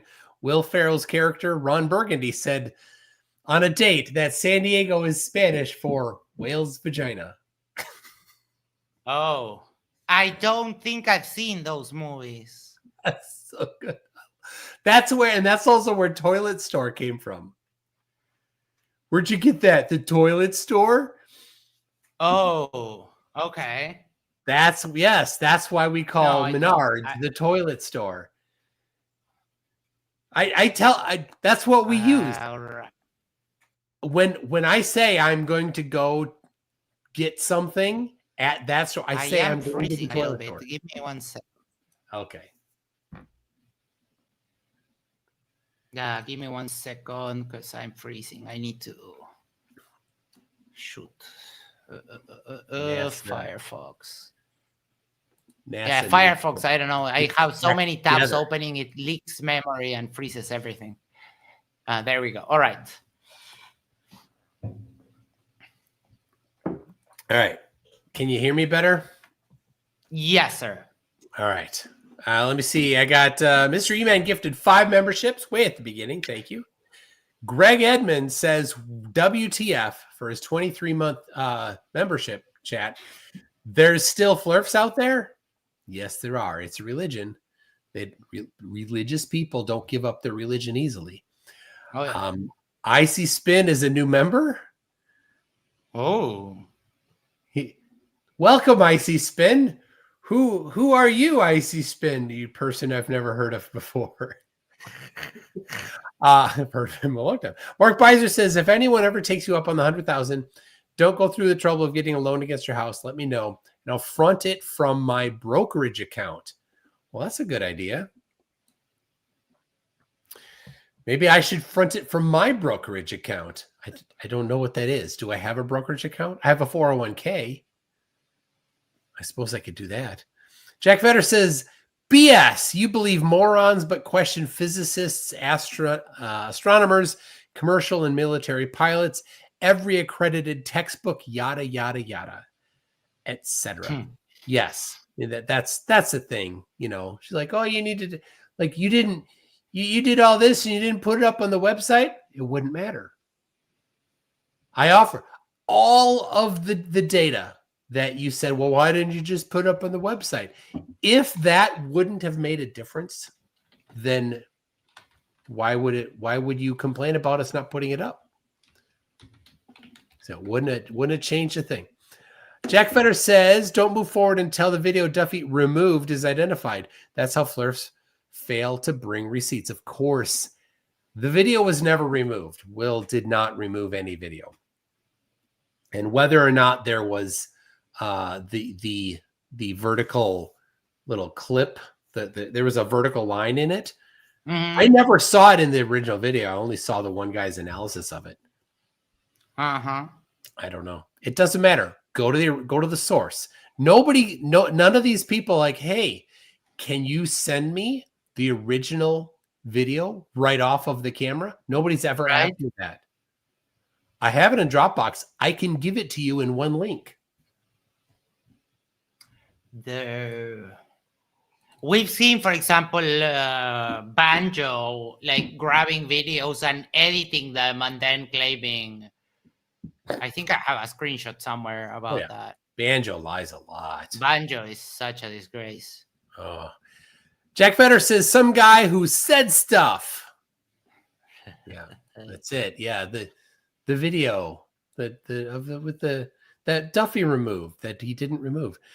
Icy Spin says, Toon, what's your favorite evidence from the trip? My personal like that I like a lot is the magnetic field strength and the magnetic inclination. Those are my favorites. Because the field strength, good luck finding a flat earth map where the field strength matches. Good luck. It was the least in Santiago, and it got more in Punta Arenas and more in Antarctica. So without even going to Antarctica, why is it stronger in Punta Arenas than in Santiago? Why? Anybody question it? You can go do it yourself. Get on a plane, bring a magnetometer, test it yourself. That's science. If you doubt somebody's evidence, just saying, that's not how you confront science that you don't like. If you don't like the science, what do? You go look at, you do better science, or just at least the same thing. Oh, you know what? I don't think you actually measured the magnetic field strength to be that. I'm going to go there myself and measure it. Do you need to do it yourself? You don't even have to do that. You can get a magnetometer and you can mail it to somebody in Santiago and say, hey, could you go measure this? And then you can have them mail it to somebody in Punta Arenas. Could you go measure this? You don't need to do it yourself. For a very small budget, you can do it. Right. So there's that. The sunrise and sunset direction is fantastic. Completely impossible in flat Earth. Totally impossible. Icy Spin says that his favorite is Janusz Takas's sundial. And sundial. I have right here the original paper that I printed out. Right there. So he wanted me to take this printout here, this 11 by 17 printout, and to get a gnomon that was a specific height and put it on there, right? So this was designed to have a gnomon be a particular height. I forgot. That's not labeled on here, is it? Oh, yeah. 5.08 centimeters. So if I had a gnomon of 5.08 centimeters, and put it right there, then the shadow would track all this around here. But I'm like, I didn't know if I was going to be able to have a flat enough surface to set this on, and if the wind was going to blow it around or anything. So that's why he also did the math for 165. Yep, 165 centimeters. Because I figured I could get a tripod that high. And that's the one I used. So this is the one that laid on the ground in Antarctica. I brought it back. And to say it matched perfectly is an understatement because it matched. It's so good. Yeah. Deviator said, Toon spent hours in Flurf Discords asking them what experiments they wanted him to do. Where was that dummy during all that? Yeah. And here, this is the critical thing. Go ask every flat earther on the globe, what would you do as an experiment in Antarctica? And none of them will answer anything. Yeah. Right. Other than if the sun's up. Oh, but that's not an experiment, because they don't know what experiments are.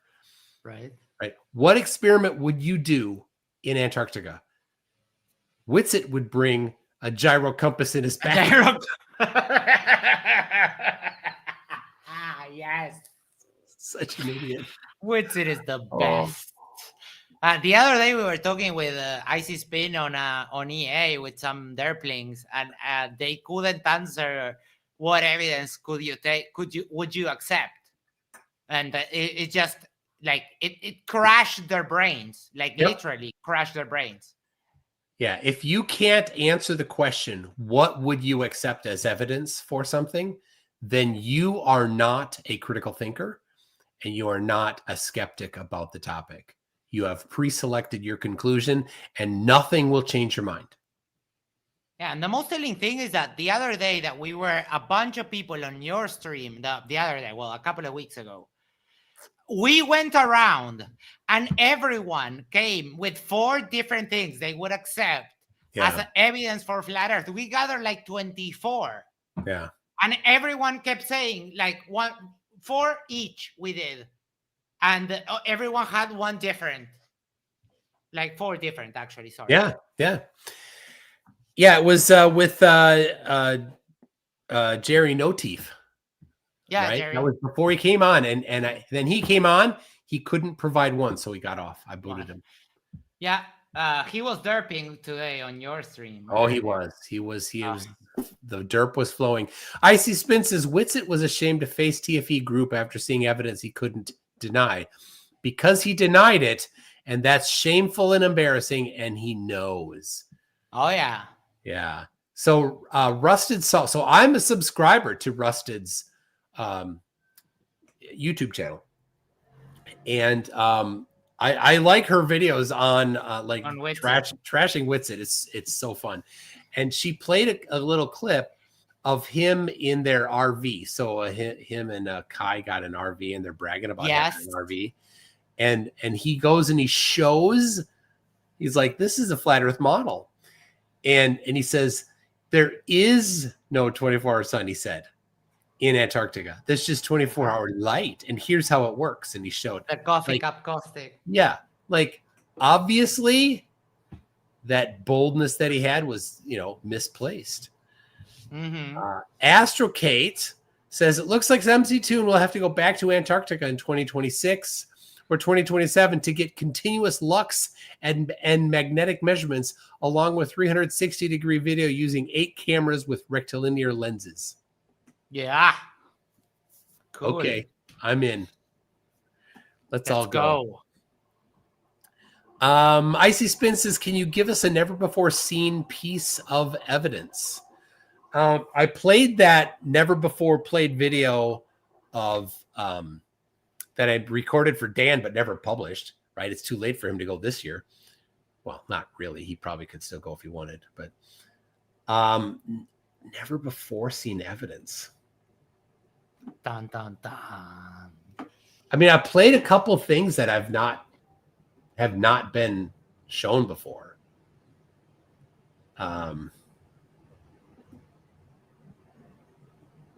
I don't know. Big Fish says Rusted has a YouTube channel. It should be tagged on the title of my stream. It's in mine as well. So just go with P1000s and they can't complain. So I got a picture of the sun in Antarctica with the P1000 and the solar filter.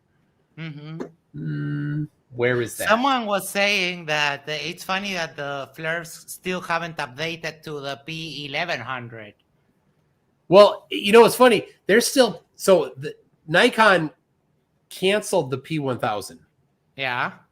And flirts are like, oh, freaked out. They're hiding the truth, and they knew that it blah blah. And like a month later, I don't know how much later, not that long later, the P1100 came out. Like obviously they're going to come out with the new camera because it was very popular. They were selling well.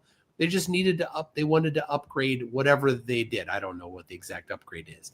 And what do you do when you upgrade something?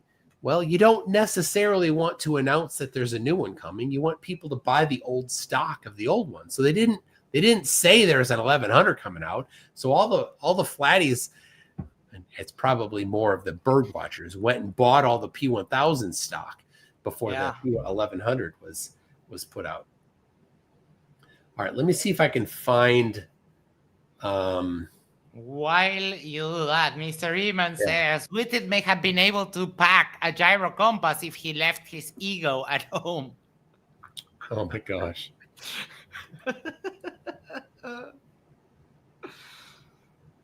I don't know where.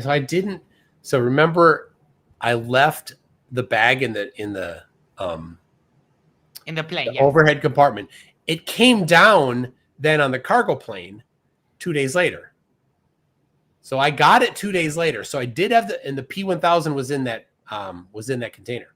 So I got the P1000 2 days late. I did take some photos with it, but it wasn't with us when we were at the other camp there. Oh, you know what? All right. I don't know where that is, but here's what I can show. Let's see here. This 11. So there were two.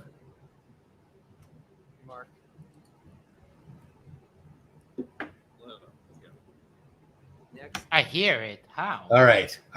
Yep. I just wanted to make. What? Why are you scratching me, kitty? Hi, kitty. Okay. So, scratching. Like what? Look at that. Why? What is going on with your cat? He attacks me. Like the last show, he spent 10 minutes attacking me. Man, that would not last long around my house. I'm telling you that. And what can you do? I mean, I still want. I mean, I could start the show without the cat, but what fun would that be? I suppose. All right, here I'm going to share.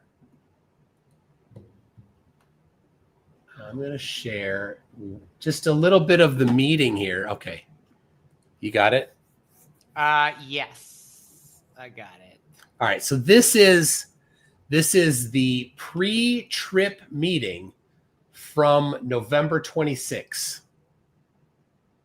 Never before seen. I'll eventually publish it. All right. Hey, Mark. Hello. How's it going? Good, man. Eric B. Hey, Dave. Hey, Will. Why were you called Eric B? All right. Oh, crap. Oh, hang on a minute.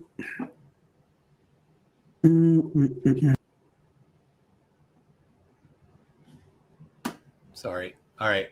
There you go. Out all your gear, and they go through it to make sure, A, that you have everything, and B, that it's like up to par with what you need to go to Antarctica. So I want to make sure. So Will's going to go over the stuff that we need to bring, and we all at this point pretty much have it. So that it's kind of boring. He's like showing, And you actually you need to bring your socks. Have 3 pairs of liner socks. So just want to make sure everybody. But look at Whitsitt. Look at him sitting there. His body language. He's like, oh, so bored. I'm too good for this. I don't need to be let to know Look what at I him. need to Look say. at him. Now, is he naked? Is he naked? Yeah, because I mean, look at his face and the hoodie. It matches. Like I think he's naked. I don't want to think about that. I'm sorry. Look at his eyes are closed. He's just sitting there, eyes Like closed. taking a nap. And on a once in a lifetime trip, you don't want to get to the airport and they measure your bag and they say, hey, this is too big. You can't take it. So that's not a risk I was willing to take. So the large, for those of you that have the same bag as me, is fine. So when Austin's like, they didn't tell us about the bags that we could bring. Look what he's doing right now. The asshole is sleeping through this and then blamed Will for not telling him. In terms of that, it's just going to be a little bit smaller than the XL. Now, you should definitely get everything out and pack it. Some things to remember. If you are bringing... Like he's seriously taking a nap. Yeah. Power banks and lithium ion type battery stuff, that has to go into your carry-on. You can't bring that. You can't put that into your checked luggage. So it's going to be a good idea to pack everything as you will pack it to go on the trip to make sure everything fits. All right. That's a 50-minute call. I'm not going to play it all now, but this is never before seen. Let's see. Outside, it melts snow and ice off of it. The Starlink Mini doesn't do that as well as like the ice. He's talking about So he's talking about bringing his own Starlink Mini, right? He has one. He could have brought it, and then he wouldn't have been locked. He wouldn't have been locked out for 18 hours. 18 hours. All right. I didn't know that. You can just leave it outside. It melts snow and ice off of it. The Starlink Mini doesn't do that as well as like whatever you have, the bigger one. But obviously, the Starlink Mini is like the size of a laptop. Mini might not work. I looked into the technical aspect of it because we were trying to reach out to Elon to see if he would do something special for us, but he's busy, I guess. And the service down there has to be the maritime service, and so I don't know if the Mini is compatible with that. It doesn't get as many satellite overflies. Okay, good to know. The world. Yeah. All right. I think I should publish this, right? You guys want to see this? This was the second of 2 meetings. And bring them and give them to you for backing up data. And you would need like an SSD bridge like this, a $12 from Sovereign. That'll do it. But if you want, let me know. What do they use? A SATA cable? Yep. Well, no, it's just, you plug it in here. Oh, okay. Right. And then it's USB on the other side. Oh, gotcha. Do they all have your logo on them? They do. I got on all of them. Of course. I see how it is. I might have to turn it down. I might turn it down. And he did turn it down. He did not accept one of the free 1 terabyte SSD drives. So, because they were branded with your thing. Oh. They were branded, yep. Because what was he going to put on it? He didn't do anything. What a doof! Yeah, that's also true. He brought his own Insta360, but he didn't check beforehand whether or not this firmware was up to date. Not that it would matter. You should be able to run your Insta360 even if the firmware is out of date. But he did have access to the internet. He could have updated it. He lied about not being able to update it. 18 hours. He said that the SD card wasn't working. When he got to Punta Arenas, he didn't check it ahead of time. What a Dumbo. But he took a couple pictures of the sun on his P900. a handful of them. I mean, I don't know what he took in total, but you certainly wouldn't need an SSD. You could probably just send it in an email. It was right. Yeah. He also took I think it was a GoPro, but I remember him saying on the stream before going on the trip that it had a little bit of corrosion. Corrosion? Yeah. So yeah, he did bring a GoPro and he did wear it while he's walking around in Antarctica. Yeah. But I don't know. On the stream, I have a clip that I took from that stream that I think it's from the day before or the day off of going into the trip. Hold on 1 second. The file, video. I think I've shown this before. Hold on. No, shoot. It's in my YouTube.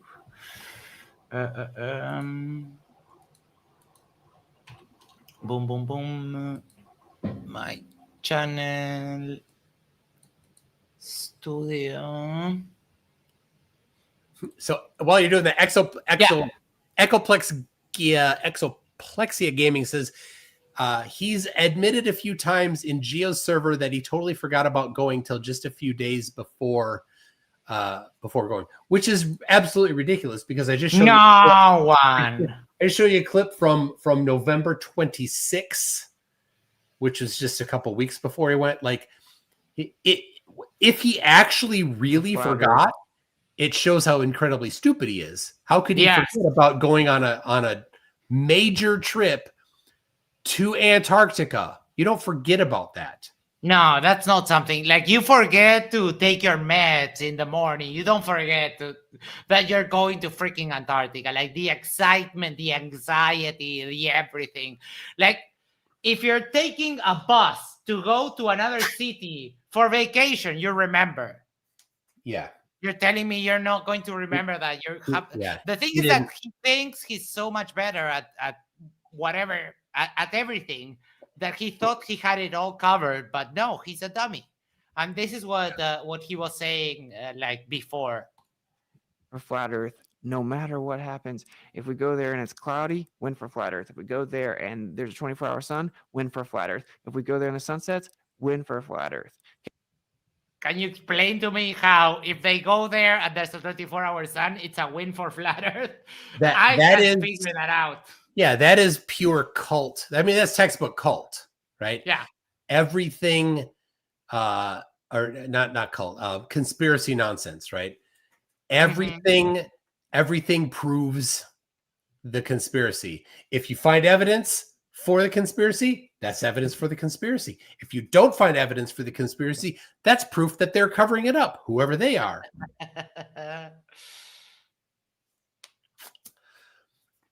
All right, let me read a few more here. Jack Fetter says, Toon, my mom is waiting in the queue. She wants to know if you can explain if cereal is a soup. Prepare your evidence. Apparently, cereal is soup.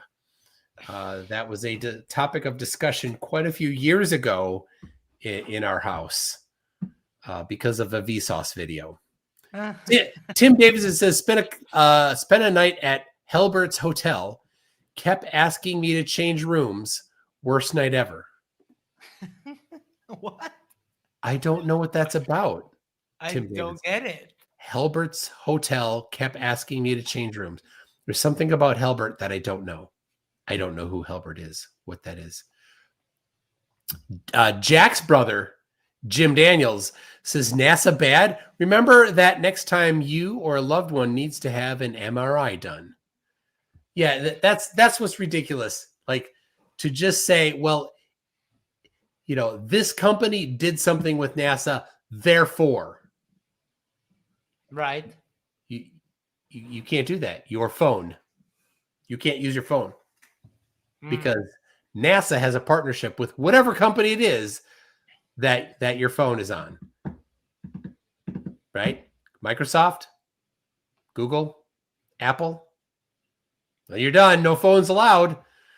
I don't know. That is unless you got a Nokia phone. Oh wait, Microsoft bought them. Oh crap. A Sony Ericsson. A BlackBerry, baby.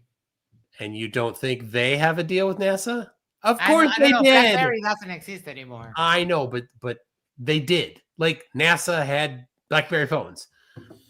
Alexander L says a calm and reasonable wacko is still a wacko.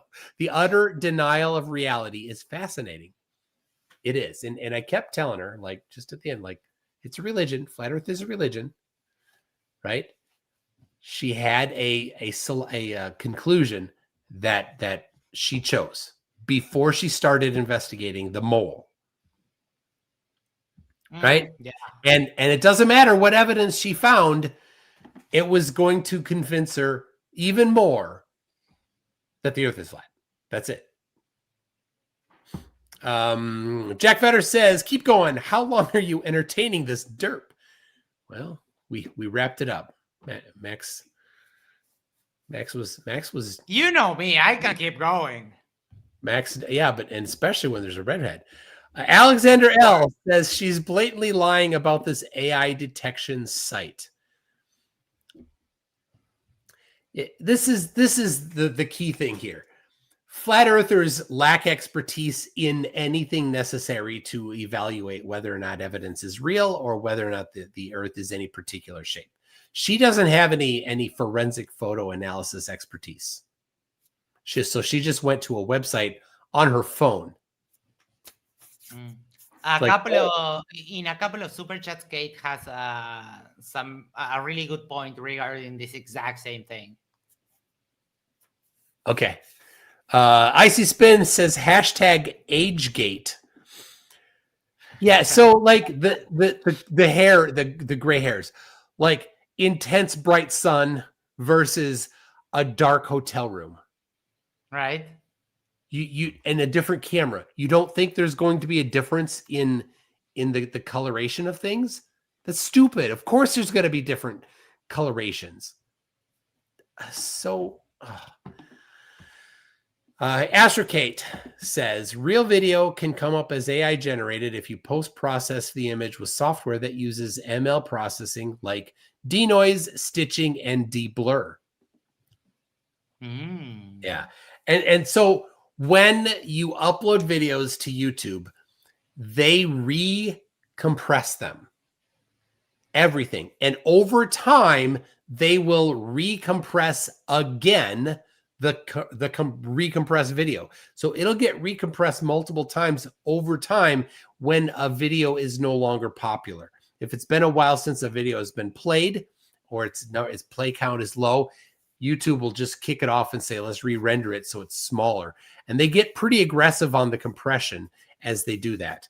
So looking at a video and then finding MPEG artifacts is only evidence that people don't understand video. Jack's brother, Jim Daniels, again says premium example of grabbing for straws. Absolutely. GCat the Catastronaut says she doesn't understand how different lighting works. Yes. How can you be so wrong on something so basic? It's amazing. Jack Fetter says, wouldn't mask up explains it all. Oh, for her going into Menards and stuff. Yeah. Menards was really aggressive. I was a little surprised at how aggressive Menards was versus other places, but whatever. Dave Kircher says side by each gate is going to take Rusted down. I had never heard that expression ever. I always heard side by side. Yeah. And I only knew it as a Canadian thing. I've never, I think just 2 or 3 times can I even think that I've heard a Canadian say it. So I don't know. Mr. E-Man says TFE was faked 4 years ago, but Toon dropped into Oakley's Discord from where? That is ridiculous. She found this is a great example of conclusion based cherry picking. Yeah. She's like, I need to find an example of the mole. right? So she went back 4 years of videos to find a single video where she found another thing in a similar spot, but it's not the same spot on my face, where I most likely had the same thing happen to it. I remember clearly before going, like when it was, I'm like, oh crap. Damn. I don't want to have this blemish while I'm there. Also, was it after? I bumped my head like right up here, right on the edge. So I had a little scab like right there. Yeah, that sucks.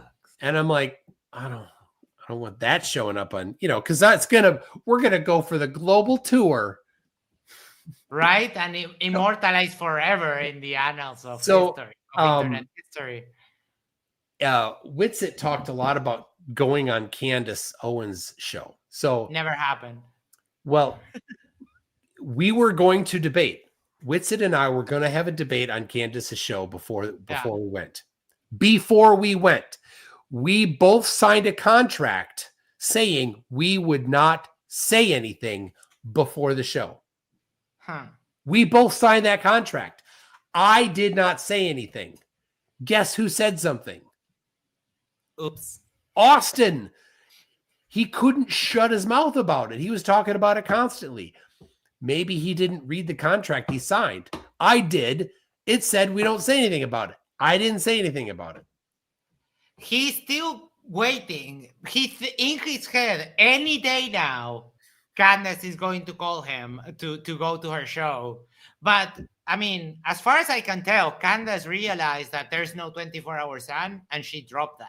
But there is a 24-hour sun. I'm sorry. Yeah. The other way around. Sorry. I messed up. It's late. I've been working and streaming all day. One God is now here, says Witsit was ungrateful. He wanted Duffy to pay for lost income, childcare for his children, and travel expenses for his mother-in-law to take care of the children. Duffy paid for most or all of it. Yeah. When Will told me that he had asked for that, I was like, what the hell? You're not going to say yes, are you? And I told my wife, and my wife got pissed. Right? Because, of course, she's staying home while I'm going, right? I had to take my own vacation time from my job, right? I had to burn PTO. Mm-hmm. Nobody paid her for daycare. Mm-hmm. Nobody paid to have her mom come help take care of our kids and the house while I was gone. Nobody did anything. Nobody paid for, right? She drove me to the airport and picked me up at the airport. Nobody Not even paid an for Uber. that. Nobody paid for that. And so my wife's like, Will's going to pay for that? Like, she was super angry.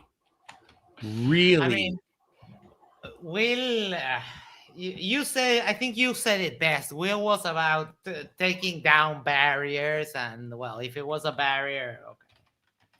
Yep. So he wanted to get, and I mean, it was about getting Jaron there, right? And Jaron said, I need Witsit. So Will's like, okay. Witsit didn't matter. No. Witsit was only there to get Jaron there. That's it. To get Jaron, yeah. That's all it was. Evil Producer 1 says, is this woman just Steve in drag? The derp is strong with this one. And then Evil Producer just said, I meant Steve in my super chat, which is what he wrote. Steve from England. Oh, yeah, Steve from England. Is this woman just Steve from England in drag? The derp is strong with this. That's funny.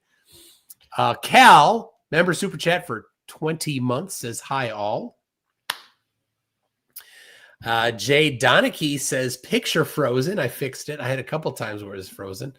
So when I was sharing my screen, I was sharing a tab. So in StreamYard, you can share a window or you can share a tab. And I was sharing a tab, and then you can like preview the tab you're going to look at and then say, share this one, which is nice, but I kept forgetting to say share this one. Right. Yeah, it happens to me all the time. That was my fault. Diabetic War Slug. That's a great name. Says, no matter what is said or proven, she is TFG. Too far gone. Yeah, of course. Do you think she's too far gone? I mean, I would love to save her, but no, I don't think so. I mean, at the very least, I like her. You can have a chat with her, a non-dumpster fire chat, and we kind of bonded over our mutual disgust of Witsit. So yeah, that is something at least. Yep. And I love her hair. Just remember, you got to get your wit spit shield here. I meant to say shield, and the sh from shield moved forward. That was not on purpose, but anyway, there you go. Keep those handy. That's amazing that he denied. I had not heard him say that, but if you go watch her recent videos, Witsit is actually on there denying that Kai signed a protection order. I posted on that day that I was arguing with Witsit, I posted the evidence to EA, and of course the fucking moderators there are covering for him. And everyone was like, dude, don't bring that subject up. And then they started deleting the evidence, but I've been going against Witsit on EA. It's on the Flurf wiki. Yeah, I got it. Links to the original location, right? These are published by the Florida Department of something. Yeah. Legal something, right? It's available online for people to get. That cope, Rusted pointed it out to me actually, that cope actually means that someone lied to the police. And that's a very serious deal. Like filing a police report, a false police report, that's a pretty big deal almost everywhere. So what do you mean somebody, what was it? What do you mean? Well, because Witsit is coping that I debated him on morality the other day. And of course I've had it saved. Like, yeah, you can't speak to morality. You can speak morality to me because you know what I never did? I never spit on my partner. Right? And I never got arrested. Read the police report without permission. Without permission, yeah. I mean, of course, I've done the other one, but that's okay. Consent. I don't want to hear that. I don't want to hear it. Now, either someone lied because Witsit scope was like, oh, everything you read in the police report is true. It's like, yeah, well, I mean, that's kind of what they're for. So if someone lied, then that's a pretty big deal. I'm no snitch, but you know. That's funny. All right.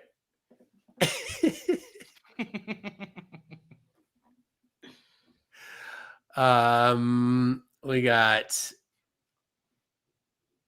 Mr. E-Man, member for 29 months, says Mobius strip Earth confirmed. Yep. Mr. E-Man says, so is she prepared to put up the $100,000 to disprove the 24-hour sun in Antarctica? If not, why not? Getting the money would be a big deal. And this is where it really comes down to it. Most of the flatties, when they're given this choice, they're like, oh, well, I don't have $100,000. Like, wait a second. If you are certain, it's not a bet. It's a guarantee. Right. Yeah. It's a guarantee. So just go get $100,000 in some way. You only need to have it for a month. Get it in escrow. Yeah. Then afterwards, you'll get it if you're certain. If you are not certain about yourself, then you should be very scared to do it because you know that $100,000 is at risk. Now, for me, I know the $100,000 is not at risk. I will get that back. If they put the their $100,000 in escrow, it's mine, guaranteed 100%. I mean, yeah. Yeah, Echoplex says in that conversation with Max, he admits to lying so Kai wouldn't go to jail.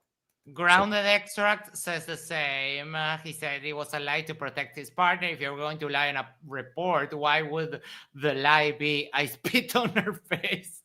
What did he lie about, and why would Kai go to jail? I don't know. Like, he was desperate. He get very flustered with me because I don't know. I trigger him to no end, and he had lost 2 debates with me already. I flustered him with that, and it was kind of like a strategy. And yeah, he says stuff he shouldn't. But what did she do in this explanation? What did she do that would cause her to go to jail? No, someone put it the way that he was victimizing himself and then white knighting, meaning that she called the police over something false, and then he stepped up so that she wouldn't go to jail for filing a police report. I don't know. It's a bunch of weirds. It makes no sense. In a domestic thing, and the police aren't bringing somebody to jail for a false call. No, they're not doing that. That's not what happens. So, all right, Echoplex says maybe she was the aggressor and he took the fall, or he was lying to the server so he wouldn't look like a piece of crap. Oh. Which one is that? I mean, and they all, you bring it up, and he was like, "You're defaming me." I'm not defaming you if it's true. And they're all super pissy and like, how are you going to say that they all jump to his defense. Like they will accept anything of him. Yeah. Oh, Gio loves him. Gio just can't get enough of Witspit. Bruce Wayne says a Mobius strip walks into a bar. The bartender says, "You seem depressed. What's wrong?" The Mobius strip says, "Where do I start?" I got a couple more here. We got Roger that says you can't save those who don't wish to be saved. Jim says, Jim Daniels says people with no money always have issues with people who have money and how they spend it or don't spend it. Yeah, she's like, "Oh, you have all this. You can throw around a bet for $100,000. Like, it's not a bet, and I don't have the money. Right. And you've said it wouldn't convince you anyway.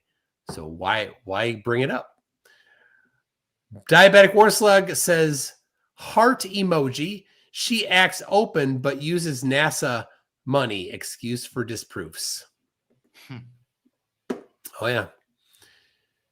Yeah, like NASA put up those satellites, right? The GPS satellites, right? And she uses them for free. She doesn't pay for them other than through taxes. I forgot to continue showing her this when she was talking about the upward rising Earth. That how does my phone know which fucking way is down? Yeah. Like all the way. That green arrow. No. When it's falling, she's like, "Oh, when it's falling, how do you? How come it doesn't measure any acceleration? Because they cancel. How do you not get? How do you get like? Oh, if you believe that, like, yes, that's the explanation. This is like elementary school. Wait, but if you drop it, it actually the green arrow increases when you drop. I'm trying to drop it a little bit because it's new, but when you drop it, the arrow goes like longer and then bounces back. Cannot show that on screen, but yeah. I mean, it would stop accelerating once it hits terminal velocity. That the acceleration down matches the drag, right? Yeah, at terminal velocity, you would you'd have the zero net acceleration. No. Acceleration. Because if there's zero drag while you're falling, there will be no measurable acceleration up or down. But if there is drag, there is something that is countering your downward acceleration. So you will then have, while there is drag, you will measure some acceleration. It won't, like, you're gonna need to be falling farther than you can drop it, though. Yeah, not going to. Oh yeah, and SpaceX puts up satellites that enable Witspit's Starlink. Witspit can't figure out to point the antenna in the upward direction. Earthrise says member for 53 months. Oh my God. You can't convince a cult member they are in a cult. Yep. Icy Spin says, imagine thousands of dodos saying you didn't go where you went. Unfortunately, the other day that I spoke to Witsit, we got carried away with the morality thing. Now, my next conversation with him is going to be focused on how does it feel that people are doing to you what you do to every astronaut that has ever lived, and how you say that everything is fake. And because they're still on him about how TFE was fake, some of the derplings. Oh, yeah. Oh, yeah. And here's what I love about those that claim it, that are of that position, right? That is them admitting that the Gleason map is the only acceptable map. Right? Yeah. So as soon as they do that and they commit themselves to that, then there's nothing left, because definitely we went to Antarctica. Definitely there's a 24-hour sun in Antarctica. And definitely that destroys the Gleason map, which is the map that they have. Mm-hmm. So Jay Donachie says, ask Max about a couple sentences of Oakley's book. A couple of sentences of Oakley's book? No, I have some gossip on Oakley's book. I don't know if you know. Yeah, the QE and Adam Meakin are the ghostwriters, and they are demanding to get credit for it, and they're holding it hostage. Yes. Hostage, yes. They have the book hostage, and Oakley is being blackmailed, according to him. I don't remember who, but a Buck Saltbuster was. He sent us a little video that someone got from the members-only section of Oakley's website. Of Oakley's YouTube, where Oakley is fighting with Brian's Logic. Yeah. And Neil. Everyone is shouting. I'll send you the link afterwards. It's worth a watch. We showed it today on FTFE stream, and it's funny as hell. That's great. I'll send it to you. That's great. Yeah, he made it clear that he wasn't writing it. Like, why would the people writing it just hand it over to you? Like, why would he think that he deserves to have the book ghost written for free for him? Yeah, I don't get it. I mean, if you didn't do a contract because you thought they were your friends, you screwed yourself. Yeah. Wayne, that's not a dick, for $2 is Tuesday night to Max. Thank you so much. Evil Producer 1 says it smells like Bigfoot's Dick Wayne. Tori Hanzo, 5-month membership super chat, says, funny stuff, good sir. Well, thank you for that. Emerson Biggins says, Mike, if you don't get a fake mole and wear it on camera going forward, I'm never watching you again. I got it. Okay. In the Hot Shots part. Duh. Have you seen that? Have you seen Hot Shots part? Duh. Have you seen that? No. No, what you can do is you can have a mole and then move it around and put it in different places. Yes, that was in Hot Shots part. No, I don't.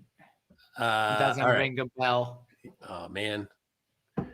Icy Spin, I think already was asked, can she be saved? And in Max's head, the answer is always yes. I would love to, Always but yes.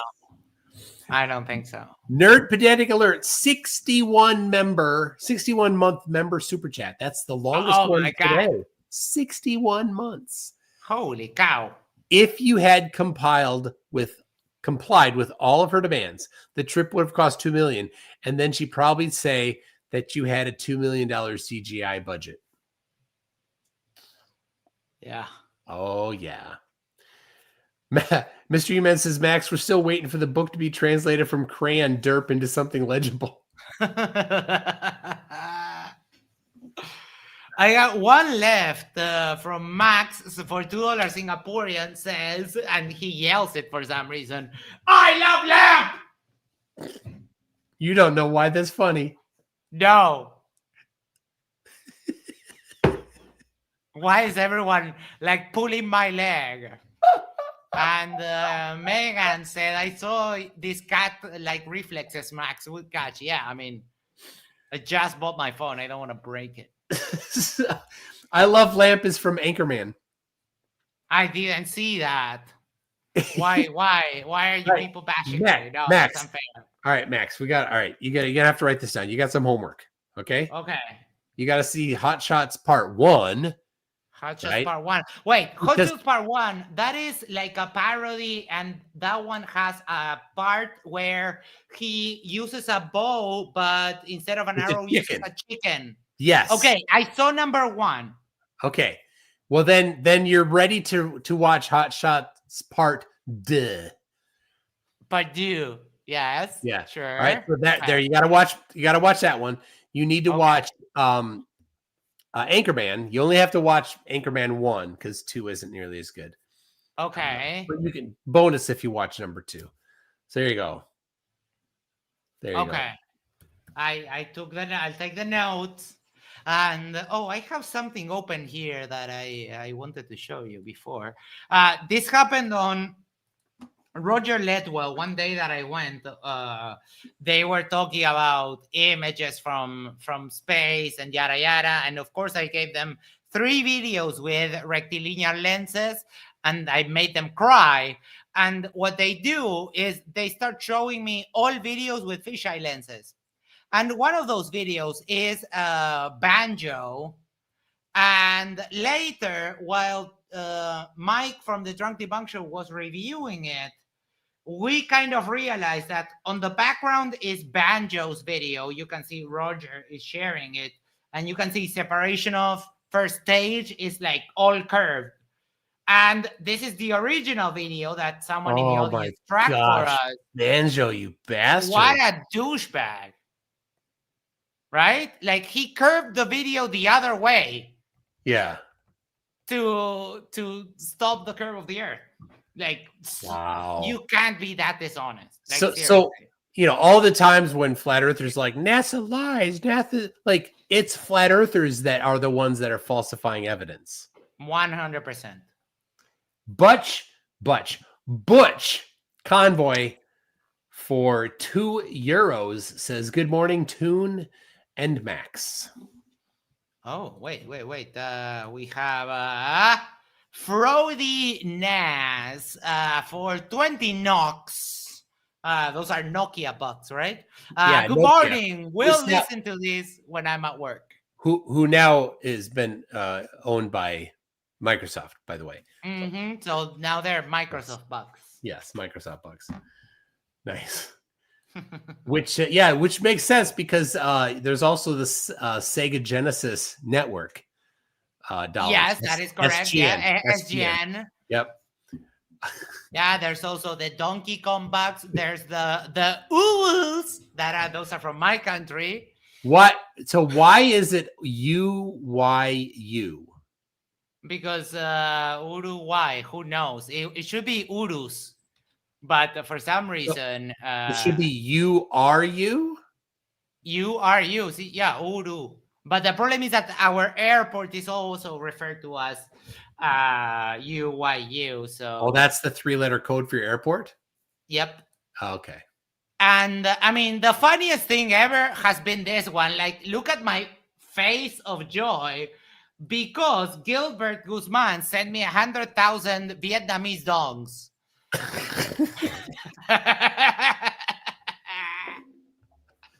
You got 100,000 dongs. My God, yeah. Oh my gosh, you could that would bury you. You die underneath a pile of dong. Yeah, I mean, that is so many. So many dong.